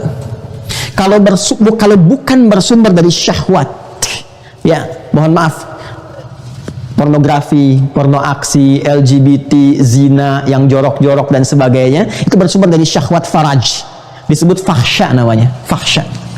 Dalam bahasa Arab disebut fahsya, fahisyah, fahsya. Atau yang diingkari langsung oleh hati, ya, sumbernya nafsu perut dan akal. Jadi ada nafsu faraj, syahwat biologis, ada nanti nafsu dari perut dan akal, ya. Mohon maaf, diingkari oleh hatinya, bahkan diingkari oleh pikirannya sendiri, tapi bisa dikerjakan. Berbohong, mencuri, korupsi, merampok, membunuh dan sebagainya, ya, itu kalau disebut masuk kategori yang kedua, namanya mungkar. Buruk ini pintunya cuma dua, nggak ada yang ketiga. Kalau bukan fahsya, pasti mungkar. Nah, menariknya, aktivitas sholat itu kalau benar dikerjakannya, khusyuk itu benar dilakukan, dia akan tembus kepada kalbu, ya kan? Di kalbunya ini memberikan dorongan kepada nafas tembus kepada takwa, disupport oleh imannya, keluarlah nilai-nilai kebaikan yang mencegah fahsya dan mungkar. Karena itu ketika orang sholatnya benar, maka hal pertama yang dia dapatkan adalah transformasi kepribadian kepada sikap baik. Itu yang dimaksud Quran surah ke-29 ayat ke-45. Al-Ankabut ayat 45. Utlu ma uhya ilaika minal kitab wa aqimis shalah. Ini pembuka ayatnya. Sayangnya ini yang tidak dikaji, yang dihafalkan tengah-tengahnya. Ya kan? Utlu ma uhiya ilaika minal kitab wa aqimis shalah. Apa fungsi salatnya? Innas salata tanha 'anil fahsya wal munkar. Utlu, baca, pahami, pelajari, ya, setelah itu baru kerjakan. Apa setiap petunjuk yang diwahyukan kepada Nabi Muhammad SAW dari Al-Quran dijelaskan oleh Nabi tentang apa? Tentang salat. Setelah paham, mengerti, wa aqimis shalah. Karena itu kalimat salatnya pakai alif lam. Pakai alif lam. Silahkan Anda cek. Hampir semua kalimat salat yang bermakna ibadah, yang melahirkan kekhusyuan, itu selalu bentuknya ma'rifah. Dan umumnya menggunakan alif lam, alif lam, alif lam. Silahkan cek. Ya, Al-Baqarah ayat 3, itu konfirmasi iman, takwa sekaligus. Iman, takwa, nyambung ke salat. Ya, takwanya di ayat kedua, imannya di ayat ketiga, dilanjutkan ke salat. Dzalikal kitabu la raiba fi hudal lil muttaqin, pemilik takwa. Siapa mereka? Alladzina yu'minuna bil ghaib, konfirmasi iman, wa yuqimunas shalah. Pancarannya lewat salat. Dan ketika menyebutkan salat ada alif lamnya. Al-Baqarah 43, wa aqimus shalah, ada alif lamnya. 45, wasta'inu bis sabri was shalah, ada alif lamnya. 153, ya ayyuhalladzina amanu ista'inu bis sabri was shalah. Quran surah 11 ayat 114, aqimis salata tarafain nahar wa zulafan minal lail, alif lam. Quran surah 17 ayat 78, aqimis salata liduluki syamsi ila ghasaqil lail, ada alif lam. Ya. Alif lam ini menunjukkan sesuatu yang khusus, ma'rifah. Kalau ma'rifah dalam bahasa Arab artinya memiliki aturan yang khusus. Ada ketentuan yang spesifik, nggak bisa sembarangan. Ya. Aturan inilah, ketentuan inilah yang mengantarkan pada kekhusyuan. Artinya kalau ada orang sholat betul kelihatan sholat, tapi nggak sesuai aturan, tidak melihat ketentuan, dan tidak mendapatkan kekhusyuan, maka mustahil menghadirkan feedback seperti ini. Ini yang menyebabkan terlihat orang itu seperti sholat, tapi perilakunya justru mendekati fahsya dan mungkar. Bahkan ada orang, mohon maaf, yang terlihat boleh jadi ada was-was setan tertentu yang menjadikan dia itu menjadikan sholat sebagai ibadah manipulatif untuk mengejar sifat mungkarnya. Ya, kan ada orang masuk pura-pura sholat, manipulatif sholatnya untuk memaksa mendapatkan mungkar lewat sholat. Anda bayangkan? Dia takbir ikut takbir, jadi begitu orang takbir dia mundur, dia bawa kotak infak. Ada yang masuk kemudian ikut seperti sholat, tapi hanya ingin kelihatan karena musim pemilihan, dia ikut sholat, dia ikut perangkat dan sebagainya supaya terlihat. Ada terdakwa yang divonis melakukan keburukan-keburukan pakai perangkat-perangkat pakaian sholat supaya meringankan hukuman dan sebagainya. Ya, ini kembali kepada niatnya, tapi ada suasana yang memang nggak didapatkan di masa-masa lalu gitu. Ini muncul. Ada sesuatu yang keliru. Nah, ini saya ingin menjelaskan dulu bagaimana ya, kondisi-kondisi orang-orang yang khusyuk itu ya mendapatkan hubungan-hubungan terkorelasi satu dengan yang lainnya. Puncaknya apa? Karena khusyuknya ini sudah aktif tadi, ada khudu, ada dhillun, ada sukun. Sukun itu kan tenang. Ketenangan itu didapatkannya lewat apa? Nanti dilatih lewat sholat. Ya, latihannya disebut dengan sholat. Sholat itu disebut dengan zikir dalam Al-Quran. Quran surah ke-20 Toha ayat ke-14. Innani anallah la ilaha illa ana, iman. Ya, fa'budni, ibadah, takwa pancarannya, wa aqimis sholata li dzikri, tunaikan salat sebagai zikir kepadaku. Salat disebut zikir. Sedangkan fungsi zikir itu menenangkan kepada kalbu. Quran surah ke-13 ayat ke-28. Quran surah 13 ayat 28. Ya, lihat ujungnya, ala bi dzikrillahi tatma'innul qulub. Yakinkan pada dirimu kalau benar zikirmu kepada Allah, dampaknya ke kalbu akan tenang. Ya. Jadi orang-orang yang khusyuk itu dapat ketenangan. Ketenangannya disebut dengan sukun. Latihannya disebut dengan zikir. Prakteknya disebut dengan sholat. Dampaknya ala bi dzikrillahi tatma'innul qulub. Dampaknya hatinya tenang. Makanya ketika kita sedang praktek sholat, kan ada ketenangan disebut dengan tumaninah itu. Tumaninah itu latihannya. Nanti hasilnya disebut dengan sukun. Bila dipadukan dengan khudu dan dhillun disebut dengan khusyuk. Orang-orang yang sudah mendapatkan kekhusyuan ini, sentuhan jiwanya tinggi. Jangankan dia saat sholat, dia mendengar ayat Quran pun yang ada nuansa sujudnya, ya, makanya disebut dengan ayat sajdah. Itu bisa yakhiruna lil azqani sujada. Tiba-tiba ada getaran dalam jiwanya, menguat keimanannya, tawakalnya tinggi kepada Allah, tiba-tiba dia bersujud. Ada yang menangis, ada yang terisak, ada yang bergetar jiwanya. Itu yang dimaksud di Quran surah ke-8 itu ayat kedua di ujung ayatnya. Ya, innamal mu'minuna alladzina idza dzukirallahu wajilat qulubuhum wa idza tuliyat 'alaihim ayatuhu zadatuhum imana wa 'ala rabbihim yatawakkalun. Bagaimana iman meningkat ketika mendengar ayat Quran tadi? Ketika dia mendengar dibacakan ayat Quran kepadanya, meningkat imannya, bertambah kuat hubungannya dengan Allah, dan ekspresinya adalah Quran surah ke-17 ayat 107 sampai 109. Qul aminu bihi aw la tu'minu. Ya, katakan, kalian mau beriman ataupun tidak? Ya, sungguh orang-orang yang pernah diberikan pengetahuan di masa lampau itu, Masya Allah, mereka idza yutla alaihim, jika dibacakan kepada mereka ayat-ayat Allah, yakhiruna lil adqani sujada, langsung mereka menurunkan, merendahkan wajah mereka, menghinakan diri mereka, sujud pada Allah Subhanahu wa taala. Dan di ayat 109-nya langsung ditambahkan kalimat di ujungnya, ya, wa yaziduhum khusyu'a, dan menambah kehusyuan pada mereka. Jadi kalau khusus sudah sampai ke jiwa, sudah dipraktekkan dalam sholat, sudah nyaman, sudah enak, tandanya banyak kata Allah. Dengar adzan, ada getaran. Ya, orang sholat nunggu adzan, dia belum adzan dah siap-siap. Subuh ini belum nyampe sekarang, masih jauh waktunya. Waktu Indonesia bagian barat sekarang. Tapi sudah ada yang merencanakan bangun jam berapa. Bahkan ada yang sudah melakukan warming up dengan sholat malam untuk mendapatkan kenikmatan sebelum dia menunaikan sholat pokoknya. Semakin tinggi kehusyuannya, semakin tinggi kemudian terlihat bagaimana pancaran ibadah dalam dirinya. Ya, ketika mendengar ayat Quran dibacakan, tampak kemudian ekspresi tubuhnya untuk menunjukkan gambaran kehusyuan dalam dirinya. Kalau sudah ada ke level itu yang dimaksudkan oleh Al-Quran. Ini, siap jiwanya untuk menerima apapun seperti tanah kering, ya, yang kalau sudah kata Al-Quran di Quran surah ke-41 Fussilat ayat 39, apakah engkau pernah menyaksikan tanah yang kering? Ya, ketika Allah sudah kemudian menyiraminya dengan air, kemudian dia ihtazzat warabat, siap tumbuh tanaman, tumbuh tumbuhan, tumbuh buah-buahan. Orang khusyuk itu diibaratkan seperti tanah kering, jadi subur kembali, yang kalau menerima apapun maka siap dia kerjakan. Maka orang khusyuk tipikalnya kelihatan getaran dalam jiwanya, menyambut ibadah dengan baik, ekspresi keimanan yang muncul dengan ketakwaan, dan siap diperintahkan apapun ketika Allah memerintahkannya. Karena itu orang-orang dulu mengekspresikan dengan dua kalimat, sami'na wa ata'na, sami'na wa ata'na, qalu sami'na wa ata'na wa ghufranaka rabbana wa ilaikal masir. Quran surah kedua ayat 285 itu. Ini, ya, jadi nggak ada sami'na wa nanyaina, sami'na wa kami dengar, kami bertanya. Semua sami'na wa ata'na. Diperintahkan sholat, gak nanya waktu, Pak. Sholat. Pada kadang-kadang begini, baru ya ayyuhalladzina amanu, hai orang-orang beriman, khitab iman itu khitab khusyuk. Hai orang-orang beriman, langsung jawab sami'na wa ata'na, padahal perintah belum turun, larangan belum dijelaskan. Tapi kalau khusyuk belum didapatkan, baru ya ayyuhalladzina amanu sudah nanya. Ya, apa ada waktunya sholat dalam Al-Quran? Ya, apa ada perintahnya? Ini kan, ini menunjukkan bahwa belum sampai level yang ke tingkat kehusyuan ini. Karena itu, kalaupun terlihat seperti orang sholat, ya bisa melekat dengan kemungkaran atau kefahsyaan, bahkan agamanya sendiri bisa disoal.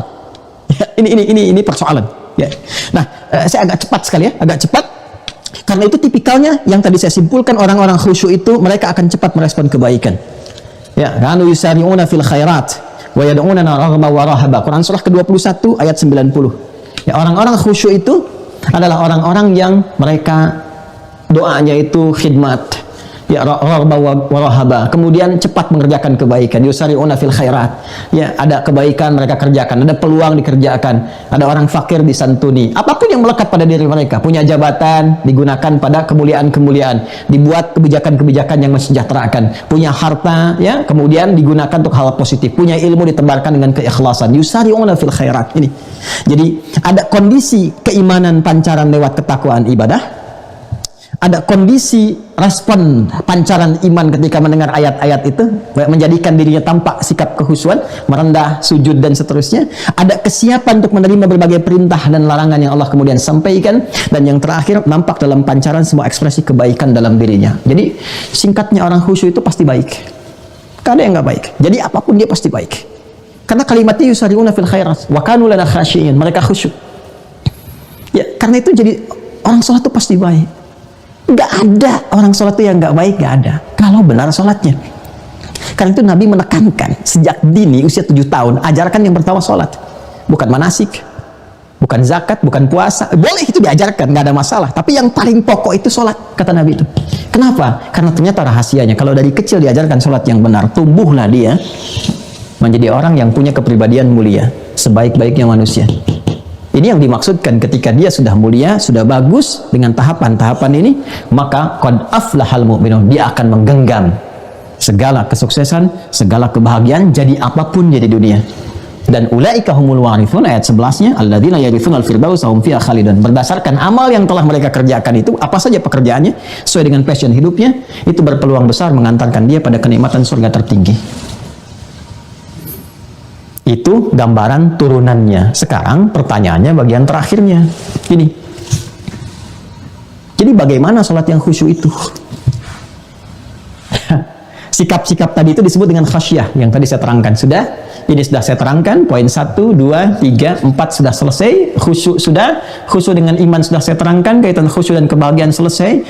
Kaitan khusyuk dengan khasyah sudah. Tadi itu sifat-sifat yang siap menerima perintah Allah, menjauhi larangan disebut khasyah. Ya, ciri ulama, hati-hati nih. Ya, mohon izin sebesar-besarnya hanya menyampaikan risalah Al-Quran yang ditegaskan ciri utamanya ya bukan hanya menguasai berbagai bidang keilmuan, tapi ada pancaran kekhusyuan yang melahirkan khasyah.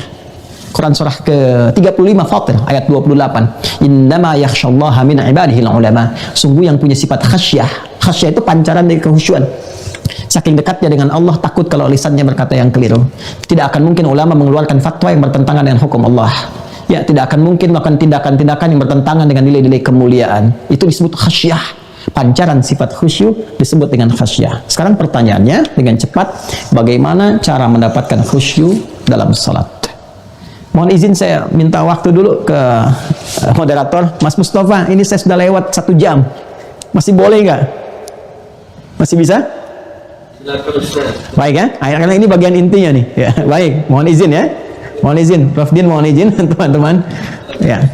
Baik, supaya cepat. Saya menyampaikan ini kurang lebih 1 tahun. Saya harus jadikan dalam waktu 2 jam. Ini saya harus lompat-lompat sedikit ya. Baik. Yuk kita masuk kepada inti praktikalnya. Bagaimana meraih khusyuk dalam salat.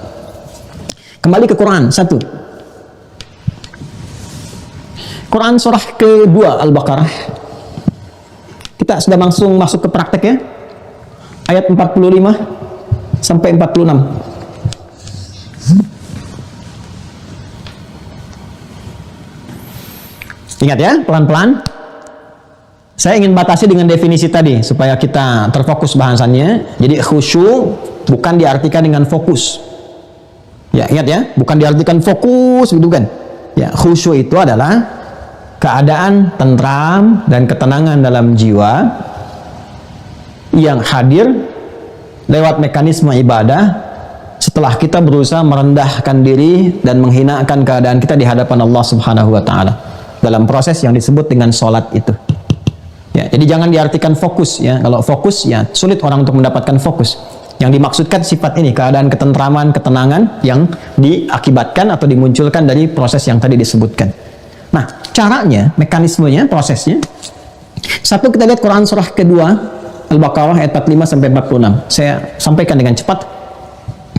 Wasta'inu bis-sabri was-salah.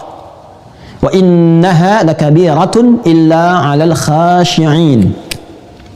Wasta'inu, dan jika Anda memiliki persoalan dalam kehidupan, dan sudah pasti ya kita miliki itu, maka mintalah solusinya kepada Allah. Ini sudah janji Allah ya yang disampaikan kepada kita dan harus kita pegang kuat. Ingat, interaksi kita dengan Allah itu disebut iman namanya. Ya, iman itu meyakini sepenuhnya tanpa ragu. Walaupun belum terlihat ya secara kasat mata oleh pandangan kita misalnya atau aspek-aspek indrawi yang lainnya. Itu iman. Ya, kalau kelihatan ilmu namanya. Ya, meyakini apa yang belum tampak iman namanya. Jelas ya? Nah, kata Allah, jika Anda punya persoalan apapun dalam kehidupan, maka mintalah solusinya kepada Allah. Wasta'inu. Pelan-pelan ya. Bis-sabri was-salah. Pertama, sabar dulu terima itu. Dengan cara sabar. Sabar dulu. Nanti sabar ada babnya sendiri ya. Kalau saya bahas nanti terlalu panjang dan melebar sifatnya. Jadi, cara mengatasi persoalan dalam hidup itu, solusi itu bisa datang. Solusi bisa datang lewat sabar dulu. Ya.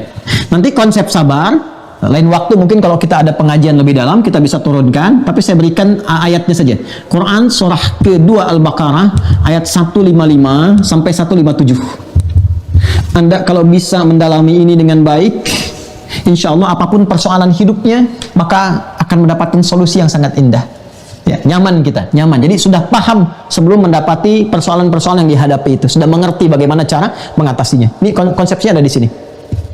Terima dulu kata Allah, karena bukan hanya Anda yang diuji, orang dulu pun diuji. Karena itu ketika Nabi mendapatkan ujian sakit misalnya, ditunjukkan Nabi Ibrahim pernah sakit, sikapnya begini. Turun Quran surah ke-26 ayat 80. Nabi Ayub pernah lebih parah, sikapnya begini. Quran surah ke-21 ayat 83 sampai 84. Ketika diganggu, dilempari di Taif, turun juga berita Nabi dulu pernah begini, pernah begitu. Ada kisah Musa, kisah Nabi Yunus dan sebagainya. Ya, terima dulu dengan sabar. Karena sabar bisa menguatkan nilai-nilai kualitas kebaikan dan menjadikan lebih kuat kita dalam menyikapi persoalan kehidupan di masa depan. Lalu, kata Allah, setelah kamu merasakan tenang, sabar itu melahirkan ketentraman awal, pengantar pada ketenangan. Kalau kita paham ilmu sabar, apapun yang kita hadapi, ya permasalahan apapun, itu ada ketenangan dulu di awal. Setelah kita jernih karena tenang itu, jernih berpikir, lalu minta solusi kepada Allah. Lewat apa? Wassalah. Lewat salat.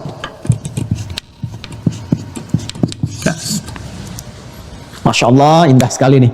Ya, ternyata sholat itu solutif. Ya Allah langsung menawarkan semua persoalan-persoalan kehidupan, mintakan kata Allah dalam sholat. Terima dulu dengan sabar, karena di balik itu ada hikmah yang menguatkan dirimu, meningkatkan kualitasmu. Nanti saat sholat, ya mintakan kepada Allah solusinya. Karena itu hikmahnya salat dibagi 5 waktu, supaya Allah bisa mengentaskan semua persoalan kita di setiap keadaan. Subuh ada masalah, selesai. Subuh ke siang ada persoalan, di siang tuntas. Siang ke sore selesai, sehingga tidurnya nyaman, nggak membawa persoalan dalam tidur. Sampai kita selesai tidur pun kembali kepada Allah dalam keadaan yang tenang. Karena itu jiwanya dipanggilin ketenangan, dan ketenangan itu dilatih lewat salat. Lewat salat tuma'ninah, sifat yang melekat dari tuma'ninah disebut mutmainnah.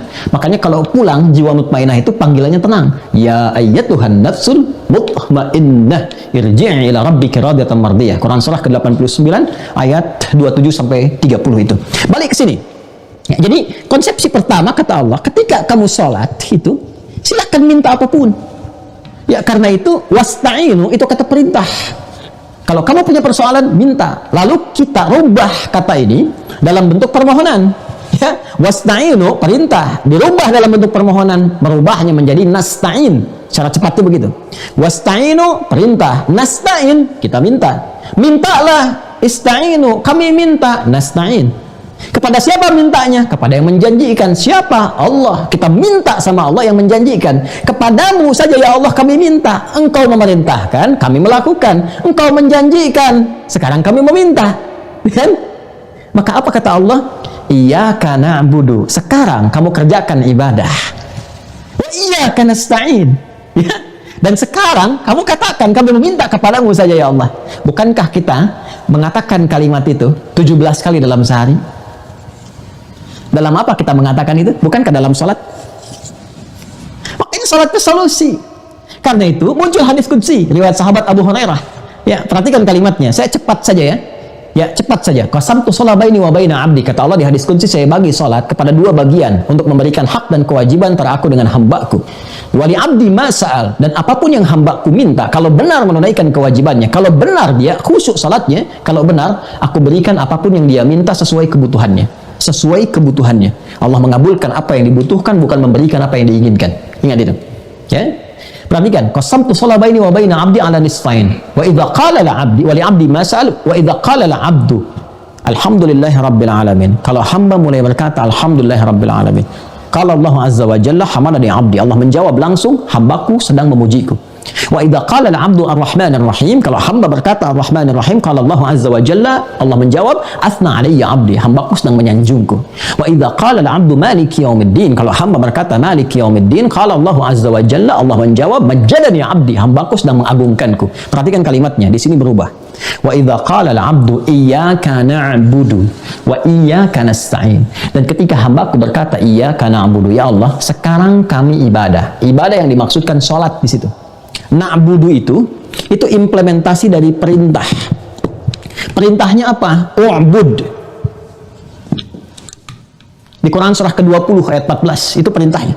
Innani anallah la ilaha illa ana fa'budni. Saya Allah, gak ada Tuhan selain saya, sembah saya.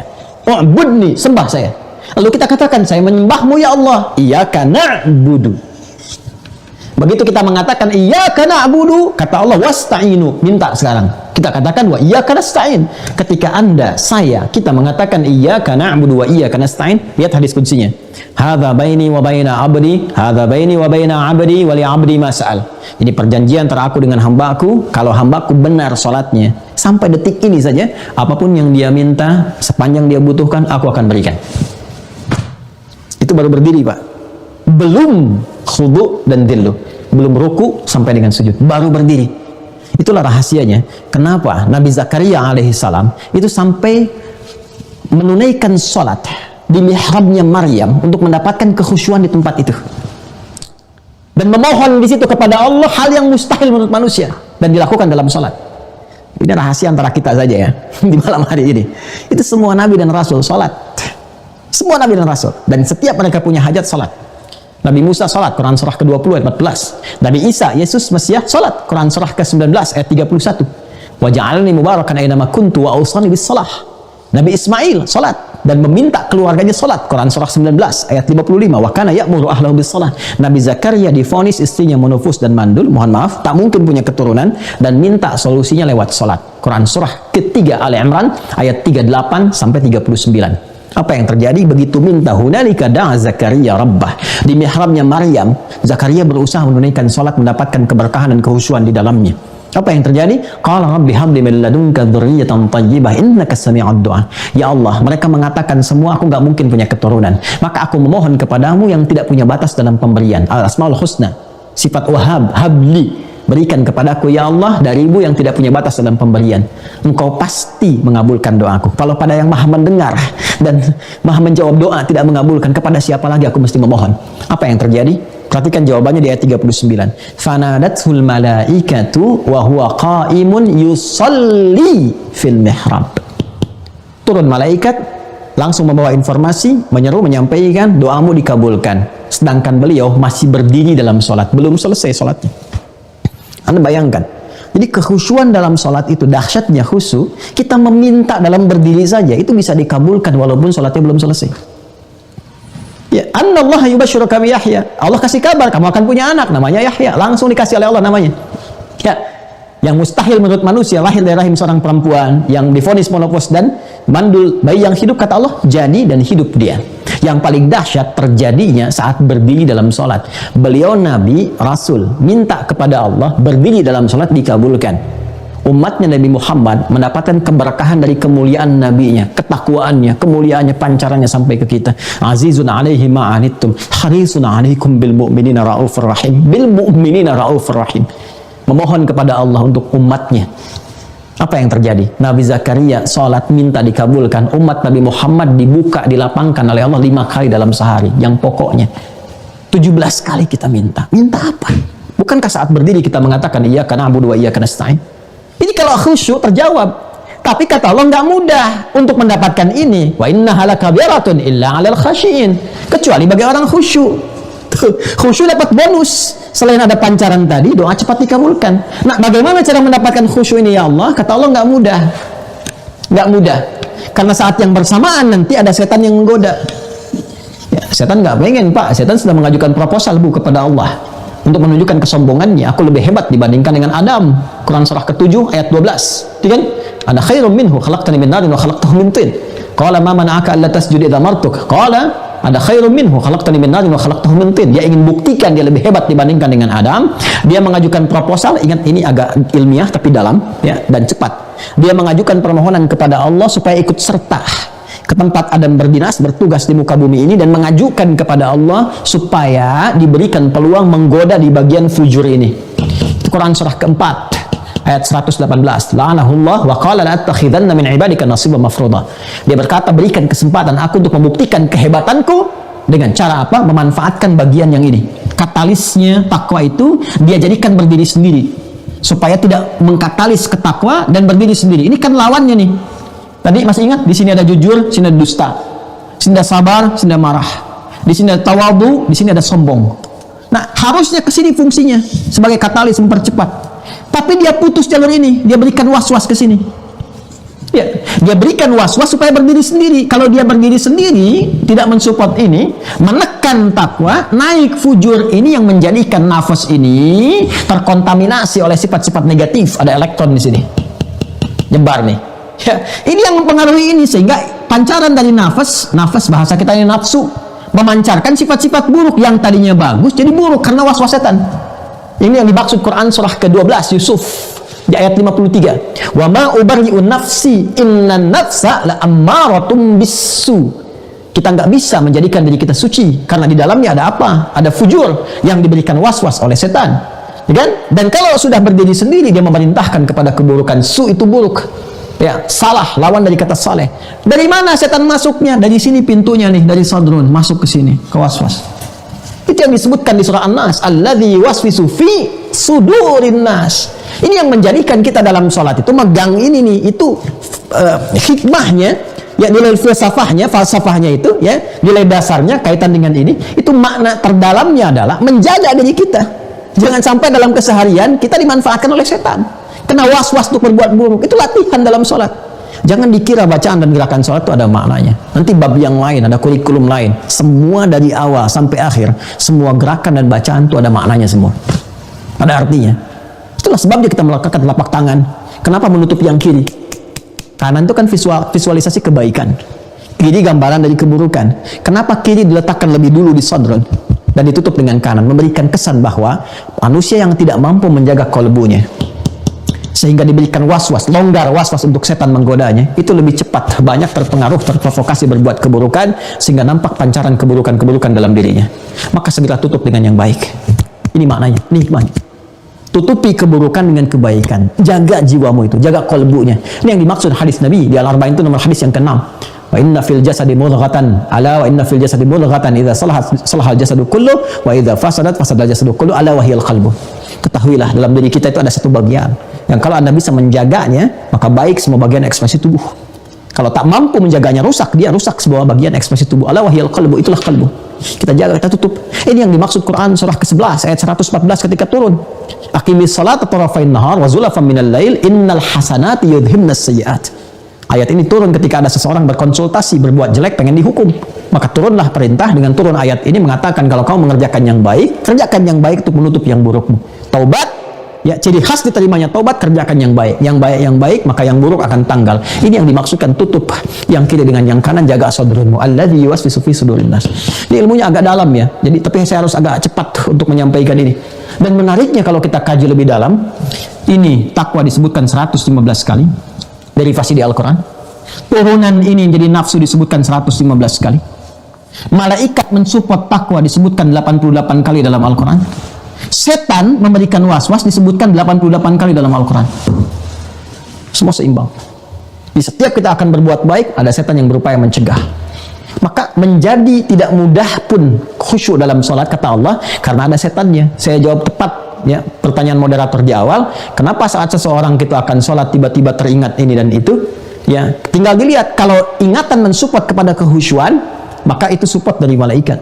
Tapi ketika ingatan mensupport kepada hal di luar sholat, walaupun sifatnya baik tapi di luar sholat, keduniaan, nemu ini, nemu itu, ingat kunci mobil di mana, itu sesuai dengan pernyataan Nabi. Ketika seseorang bertakbir, ya maka kemudian muncul setan memberikan was-was. Ya, fayaqulu syaitanu udhkur kadza, maka setan mengatakan ingat ini, ingat itu, hatta la yash'urul musalli kam rakatan yusalli, sampai ada orang salat yang tidak sadar berapa rakaat sedang menunaikan salatnya. Betul ya? Pasti terjadi, kalau Nabi mengatakan pasti terjadi. Nah, sekarang ini tidak mudah dilakukan salat itu kecuali bagi orang khusyuk. Kita bertanya bagaimana cara khusyuk salatnya ya Allah? Langsung ayat ke-46, kita agak cepat. Saya kira mungkin 15-20 menit saya akan selesai. Ya. 1. Ayat 46. Alladzina yadhunnuna annahum mulaqu rabbihim.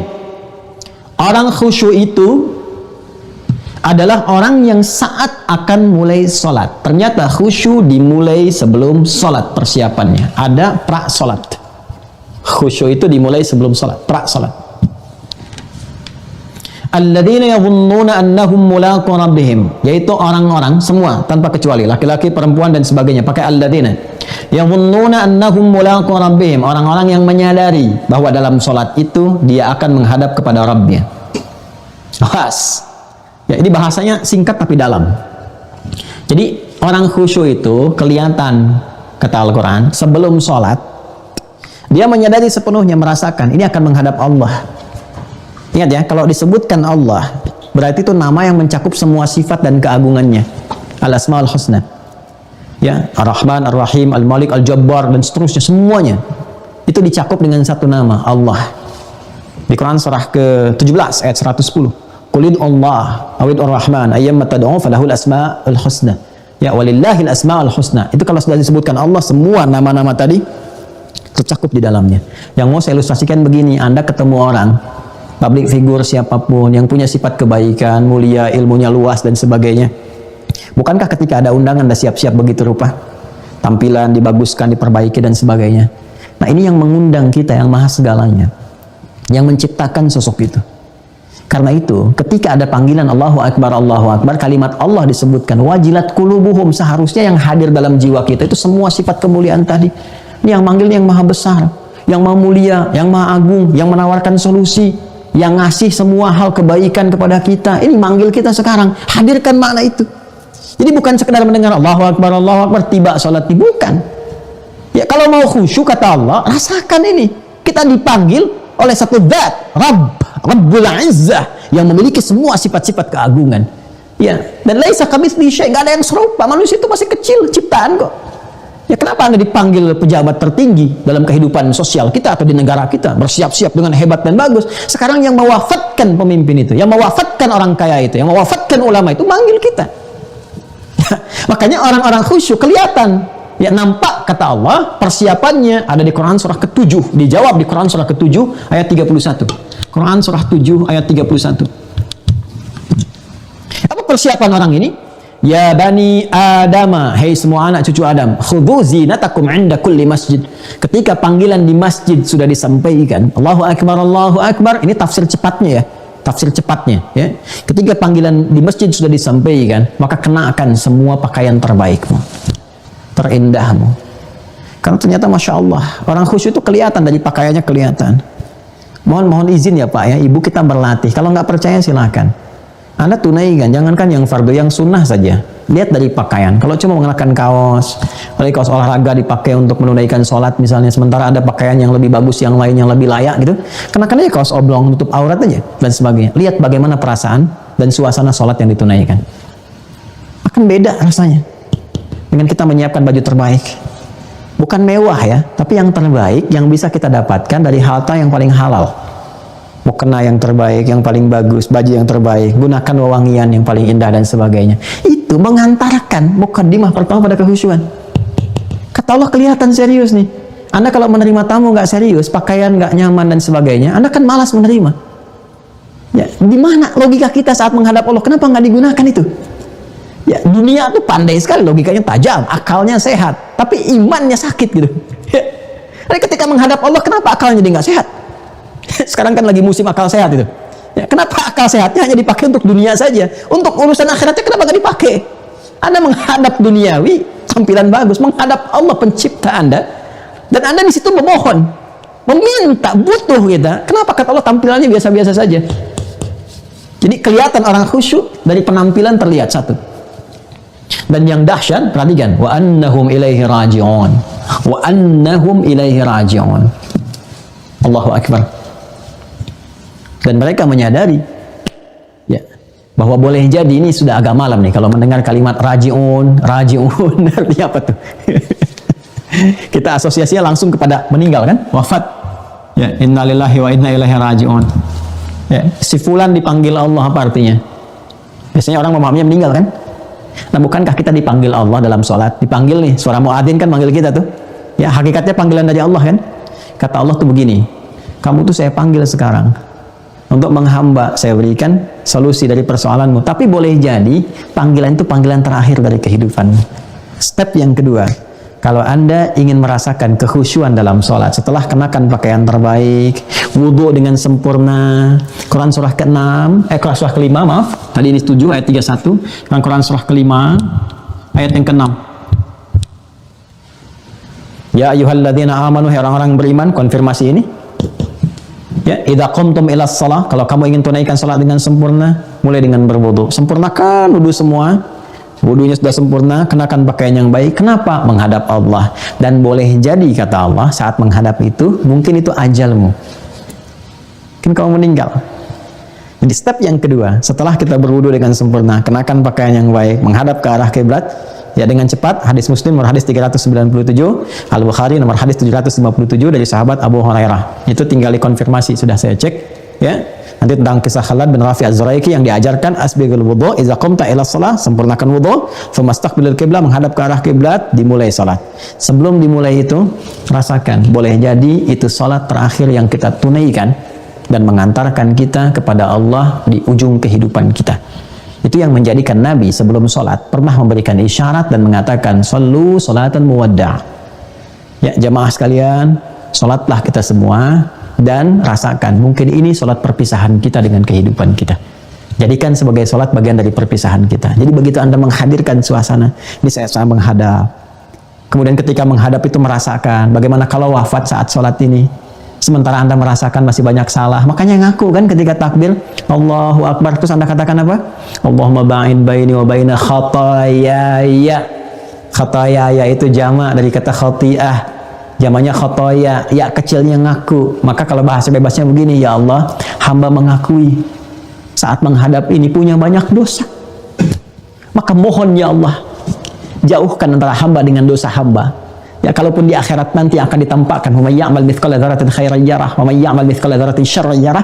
Mohon ya Allah, jauhkan hamba dari kesalahan itu sejauh-jauhnya seperti Engkau jauhkan dari timur dengan barat.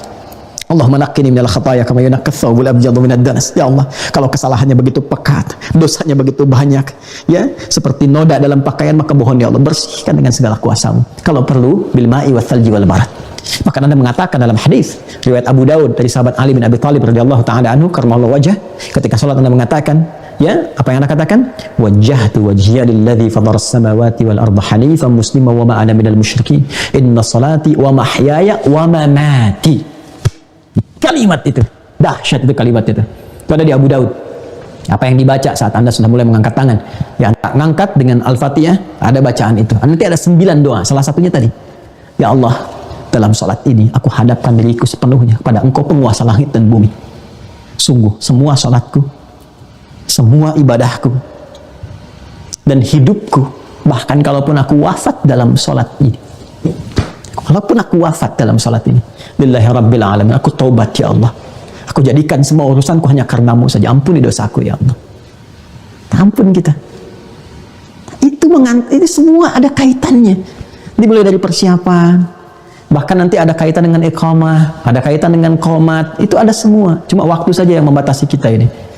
Ada kaitannya. Di step kedua aja kita rasakan. Ya, makanya isyaratnya disebut dengan iqamah dari kata aqama yuqimu. Jadi begitu iqamat itu, ya kita kan suka menyingkat dengan qomat ya. Iqamah, di aqama yuqimu. Aqama itu persiapan untuk kesempurnaan. Karena itu semua perintah sholat pada umumnya itu dibuka dengan turunan kata itu. Alladzina yu'minuna bil ghaib wa yuqimuna shalah. Aqimis shalah wa aqimus shalah. Tunaikan salat dengan sempurna, itu isyaratnya. Kalau dikerjakan berubah jadi qama yaqumu. Idza qumta ila shalah, kalau sudah siap mengerjakan ada isyaratnya iqamah. Allahu akbar, begitu disebutkan Allah, hati yang khusyuk sudah siap. Karena dalam wudu sudah dilatih. Wudu kan pembuka taubat sebelum salat. Makanya kalau wudunya benar, hatinya sudah mulai terbuka, siap untuk khusyuk. Karena itu setelah wudu selesaikan doanya, doa taubat. Asyhadu an la ilaha illallah, asyhadu anna Muhammadar Rasulullah, konfirmasi iman. Allahumma ja'alni minat tawabin. Ya Allah, jadikan aku termasuk orang taubat. Makanya ketika Anda berdoa setelah wudu itu terbuka cawan hatinya, siap menerima, kemudian isyarat dalam salat, begitu Allahu akbar, getaran dalam jiwa, ya Allah akan menghadap nih. Gimana kalau wafat dalam salat ini? Sudah siap kemudian bekalnya kah? Bagaimana akhir kehidupannya kah? Ya kan? Maka bersiap, khusyuk. Setelah la ilaha illallah itu sudah ada yang mulai menangis. Abu Bakar As-Siddiq itu kalau sudah begitu sudah mulai menangis. Makanya nggak kuat kalau jadi imam, karena saat takbir sudah berurai air mata dan sebagainya. Nah, ini step yang kedua. Ya, step yang ketiga terakhir saya batasi di sini saja. Ya. Kadang-kadang mohon maaf, rakaat pertama begitu, walaupun subuh cuma 2 rakaat. Rakaat pertama nangis-nangis, rakaat kedua ingat handphone belum dijawab. Ada miss call. WA belum dibalas. Ya, hari ini ingat ada pengajian, kurikulumnya ini. Itu rakaat kedua bisa begitu, bahkan bisa gagal fokus. Ya, fokus ingat maksudnya sampai berapa rakaat dia sedang sholat. Maka step yang terakhir, bagiannya apa? Ada di Quran surah ke-29. Dan ini penutupnya, ayat 45. Ini rahasianya. Ini masih pra sholat, tapi diterapkan dalam sholat. Ya, maka kata Al-Quran, utlu. Ini fase sebelum sholat. Utlu ma uhya ilaika minal kitab wa aqimis shalah. Utlu, kalau Anda buka terjemahan, itu selalu diterjemahkan dengan bacalah. Padahal ada dua kata yang berbeda diterjemahkan dengan terjemah sama dalam terjemahan, yaitu Iqra, wahyu pertama, Quran surah 96 ayat 1, Iqra bismi rabbikal ladzi khalaq. Iqra itu diartikan bacalah di terjemahan. Tapi kalau Anda buka Quran surah ke-29, Al-Ankabut ayat 45, itu utlu kalimatnya. Tapi terjemahannya sama tuh, bacalah. Nah, ini perbedaan terjemah dengan tafsir. Ya, terjemah mewakili keumuman makna, tafsir detil dari apa yang diutarakan, dari kata yang diungkapkan. Kalau ada qiraah, ikra, itu dari kata qiraah, qara'a yaqra'u, itu artinya membaca sesuatu tanpa menuntut adanya pemahaman. Jadi mau paham, mau tidak, Anda tidak dituntut, yang penting baca. Tapi kalau utlu, dia dari kata tilawah. Tilawah. Tala yatslu tilawatan, yang punya tiga arti. Satu, baca.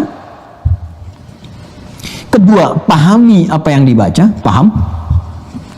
Ketiga, amalkan, kerjakan apa yang telah dipahami itu. Ini ada tiga komponen, baca, paham, amalkan. Dan menariknya, wahyu pertama yang diturunkan itu kalimatnya ikra, mengonfirmasi kata qiraah. Ya, kenapa katanya ikra bukan utlu? Ini untuk menguatkan sifat ummi Rasulullah, litakidi ummiyati, ya Sayyidina Muhammad SAW, untuk menguatkan sifat ummi Nabi yang memang nggak bisa baca, nggak bisa nulis. Jadi jangankan paham, baca aja nggak bisa. Makanya kalau ayatnya mengatakan utlu, itu keliru konteks. Ya, karena itu Allah menegaskan sifat umminya Nabi, ikra, karena Nabi itu jangankan paham, baca pun nggak mampu.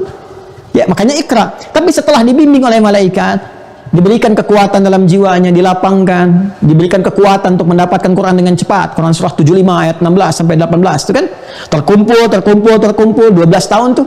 Ya, 3 tahun pendahuluan, kemudian 10 tahun mulai bertahap di Mekah itu. Pada tahun yang ke-9, artinya 12 tahun, 9 tambah 3 12, kan dakwah terbuka 10 tahun. Ya, 3 tahun persiapan, 6 bulan itu ya mimpi yang benar. Jadi wahyu dimulai dengan 6 bulan mimpi yang benar, 3 tahun pembekalan awal masa Iqra sampai turun Al-Mudaththir, baru kemudian tahun selanjutnya yang keempat ya sampai dengan ke-13 itu Fatrah Makkiyah sebelum hijrah ke Yathrib, kelak jadi Al-Madinah Al-Munawwarah. Nanti setelah berjalan tuh ya selama 12 tahun pembekalan itu, turunlah kemudian perintah untuk menunaikan salat dengan Isra Mi'raj itu turun. Dan menariknya, ketika diperintahkan menunaikan salat itu kalimatnya berubah dari Iqra menjadi utlu, memberikan sebuah kesan yang berbeda. Sebelum salat ditunaikan, kan sudah diajarkan oleh malaikat, disampaikan begini caranya Muhammad SAW, disampaikan, turun ayatnya, dijelaskan. Nah, dikonfirmasi kepada kita, diperintahkan oleh Allah, yang diperintahkan Nabi, tapi sejatinya itu untuk kita. Utlu ma uhya ilaika minal kitab. Ya, Muhammad SAW jelaskan kepada umatmu. Kalau untuk konteks Nabi Muhammad, baca dulu, pahami dulu seperti Jibril mengajarkan kepadamu, ya, tentang tata cara sholat itu, seperti yang ditunjukkan dalam Al-Quran.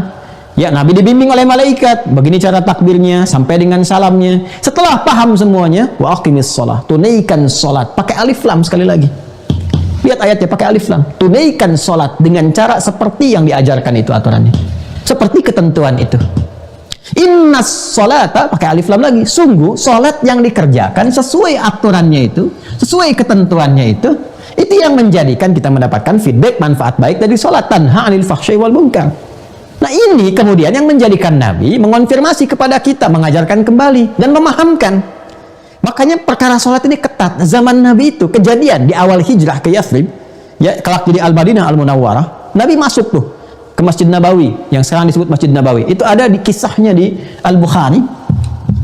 Al-Bukhari nomor hadis 757. Di hadis Muslim dikonfirmasi dengan redaksi yang sama. Nomor hadis 397. Ini insya Allah sama. Ya, saya sudah sering mengajarkan ya. Kisahnya, rawinya sahabat Abu Hurairah. Sahabat Abu Hurairah. Orang yang mengalami tentang pendidikan ini namanya Khalad bin Rafi' Az-Zuraiqi. Khalad bin Rafi'. Di bagian terakhir kita, Az-Zuraiqi. Nabi masuk ke masjid. Dakhala Nabi sallallahu alaihi wasallam al-masjidah. Nabi masuk SAW ke masjid. Fadakhala rajulun, maka di belakangnya ya, ngintil, ngikut ya, laki-laki masuk. Ya, fasalla, maka dia salat, laki-laki itu salat. Wan Nabi sallallahu alaihi wasallam fi nahiyatin ukhra minal masjid. Nabi di sisi yang lain.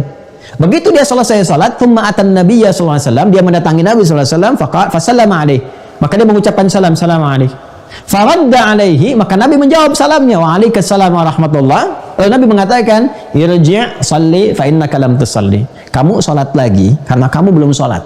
Padahal dia baru tuntas mengerjakan salat. Kata Nabi, kamu belum salat. Fa'ada salatahu, maka dia mengulang salatnya seperti yang dia telah tunaikan itu. Kejadian datang lagi ke Nabi, mengucapkan salam, dijawab, komen Nabi lagi. Kata Nabi apa? Balik lagi, salat, kamu belum salat. Sampai 3 kali. Dia berkata, ya Rasulullah, bima ma'na la uhsinu ghairah. Ya Rasulullah, saya bisanya begini salatnya. Alim nih, tolong ajarkan saya apa yang belum sempurna. Itu dahsyatnya sahabat.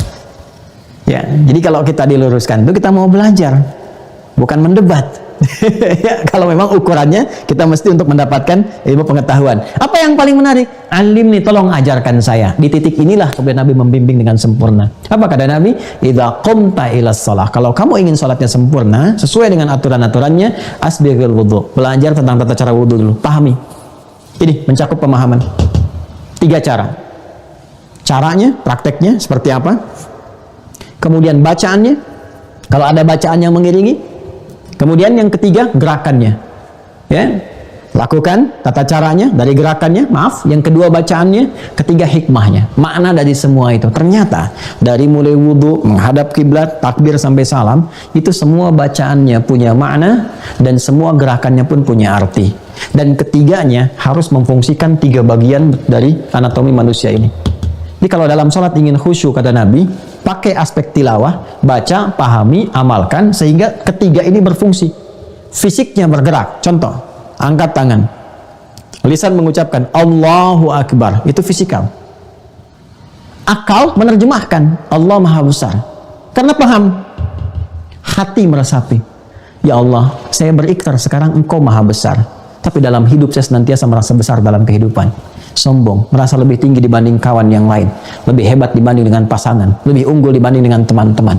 Sedangkan dalam sholat mungkin kau wafatkan aku saat ini, maka bertobatlah saat itu. Allahumma ba'id baini wa baina khatayaya. Itu maksudnya. Nah sekarang tugasnya, pertanyaan besarnya adalah, sebetulnya ini kalimat yang singkat, diksinya singkat, padat, cuman utslu, tapi dalam sindirannya. Seakan-akan ingin mengatakan, boleh jadi ada yang sholat tidak mendapatkan kekhusyuan karena tidak mengerti apa yang dia baca dan dilakukan dalam sholatnya. Jujur sampai dengan malam hari ini, berapa ribu kali kita ruku dan sujud, dari sekian banyak ribuan ruku dan sujud itu berapa persen bacaan sholat yang dipahami? Jangan-jangan tidak mengerti apa yang diucapkan, tidak paham apa yang diungkapkan dalam ruku. Bagaimana kita bisa mendapatkan kekhusyuan kalau tidak mengetahui dan tidak paham apa yang dilakukan? Bukankah untuk dunia saja kita melakukan, ya mohon maaf, ada training, ada pendidikan dari mulai TK sampai luar biasa, S1, S2, S3. Ada seminar, stadium general, hanya untuk melahirkan sesuatu karya duniawi yang sifatnya sementara. Kenapa untuk yang sifatnya abadi kita tidak harus menghadirkan semua makna tadi? Ya, seharusnya lebih effort kita kepada sholat ini dibandingkan dengan turunan-turunan dunia. Karena ternyata kesuksesan dunia pun sumbernya berasal dari kehusyuan ini. Ya, jadi kesimpulannya, kalau ingin mendapatkan kehusyuan, maka dimulai dari prasalat. Persiapkan diri kita dengan mengenakan tampilan yang baik, rasakan bahwa kita akan menghadap Allah dengan segala kekuasaannya, dan mungkin kita wafat pada saat itu. Lalu kemudian persiapkan diri kita untuk memahami dulu bacaan-bacaan, gerakan-gerakan sholat dari awal sampai akhir, semua ada hikmah. Kenapa tangan begini, kenapa diangkatnya segini, kenapa ada yang di sini, kenapa ngangkat ke belakang, itu ada maknanya semua, ada artinya semua. Dan kita ada referensi kitab-kitabnya, banyak sekali. Ada nadharat fi ma'ani salat, ada asrarul salat dan seterusnya, itu banyak sekali. Sampai dengan selesai, sampai dengan salam. Itu yang berhasil mentransformasikan orang-orang jahiliyah menjadi khairu ummah, yang langsung pengakuannya datang dari Allah Subhanahu wa taala dengan turunnya Quran surah ketiga Ali Imran ayat 110. kuntum khaira ummatin ukhrijat lin-nasi ta'muruna bil ma'ruf wa tanhauna 'anil munkar wa tu'minuna billah. Kalian adalah orang-orang yang sejati yang telah berhasil mentransformasikan diri dari jahiliyah menjadi umat terbaik. Kalianlah umat terbaik yang pernah dilahirkan di kalangan manusia yang berkehidupan, yang cirinya adalah ta'muruna bil ma'ruf wa tanhauna 'anil munkar. Al-ma'ruf ta'muruna bil ma'ruf, ya, al-amru bil ma'ruf dan nahyu 'anil munkar, itu ciri khas ini. Bagian dari amalan. Sumbernya salat. Tapi sumber dasarnya wa tu'minuna billah, mengonfirmasi salat yang ditunaikan karena iman. Karena itulah salat khusyuk bukan salat biasa, tapi salat yang didorong oleh iman. Dan di Quran surah kedua Al-Baqarah ayat 143, salat kalimatnya disebut dengan iman. Wa ma kana Allahu liyudhi'a imanakum. Dan tidaklah Allah akan menyia-nyiakan salat yang dikerjakan karena iman kalian, karena kekhusyuan kalian. Saya kira ini yang saya sampaikan sesuai dengan apa yang tadi saya janjikan. Ya, kurang lebih 20 menit kita berhenti. Sekarang sudah pas jam 10. Mohon maaf kalau ada tambahan-tambahan, karena memang saya harus melakukan akselerasi dan juga lompatan-lompatan dalam penyampaian yang sejatinya ini ada kurikulum. Jadi kalau di Orbiters juga mau ikut, kalau teman-teman di YouTube kita ada kajian Mira itu yang setiap subuh jam 5 sampai dengan jam 7 kurang lebih hampir 2 jam. Itu sekarang sudah masuk ke fase pembahasan sholat. Dan kita bahas detail. Ya, kemarin sudah dibahas dari filosofisnya, makna filosofi dari sholat, kaitan ibadah dengan akidah sampai ke wudhu, bahasan terakhir wudhu. Nah, besok itu akan masuk ke dalil, nanti menghadap kiblat sampai dengan selesai. Dan itu satu pembahasan itu bisa sampai 2 jam. Jadi kalau kita mau bahas pun sampai subuh ini belum tentu selesai, Prof. Mohon izin. Jadi kita sekira cukupkan sampai di sini dulu untuk pengantar yang bisa saya sampaikan. Mudah-mudahan bisa tertangkap dengan baik, bisa dipahami, dan semoga kita diberkahi oleh Allah Subhanahu wa taala. Demikian yang saya bisa sampaikan. Mohon maaf kalau ada sesuatu yang kurang berkenan atau kurang baik dalam penyampaian. Semoga Allah bisa memberikan kesempurnaan dari kebaikan-kebaikan. Jazakumullah khair. Assalamualaikum warahmatullahi wabarakatuh. Gimana, Prof? Apa itu Mira? Oh, Mira itu Ma'had Islam Rafiah Akhyar. Ya, jadi saya membuat Rafiah Akhyar. Kami membuat satu sistem pesantren virtual ya untuk mengakomodir masyarakat yang ingin belajar secara serius. Ya, saya mendorong para orbiters untuk ikut. Lihat tadi ada maklumatnya di running text. Bisa broadcast menayangkan lagi. Ya, nanti silahkan, dipersilahkan kalau ingin terhubung. Tinggal ada 400 kuotanya karena kita 10.000 kita tutup. Ini sudah 9.600 yang mendaftar angkatan pertama. Jadi memang mohon izin sedikit saja, di Mira ini semua pembahasan terkurikulum. Jadi semuanya terukur dari pembahasan akidah, ibadah, ya sampai nanti akhlak pada ujungnya. Lalu nanti ada yang formalnya, formal di offline dalam bentuk pesantren. Itu yang sekarang sedang akan kita bangun. Bulan depan sudah akan berproses ya. Nah, jadi kalau Bapak Ibu mau ikut virtual itu boleh, dan juga menyimak juga boleh. Ada YouTube-nya juga, YouTube Mira Institute. Ya, logonya logo Mira nanti bisa dilihat. Nah, nanti di situ bisa belajar. Videonya tidak ada iklan, nggak ada potongan, jadi langsung dari awal sampai akhir. Sudah ada kurang lebih 70 sesi video. Kalau Anda mau memulai dari pembahasan awal sampai terakhir. Pembahasannya nanti mencakup sisi ontologi, epistemologi, aksiologinya. Jadi dari mulai dasar filosofisnya apa, ya sampai penjabaran logika, sampai juga ke dalil-dalil nakli. Saya kira itu, Prof. Terima kasih.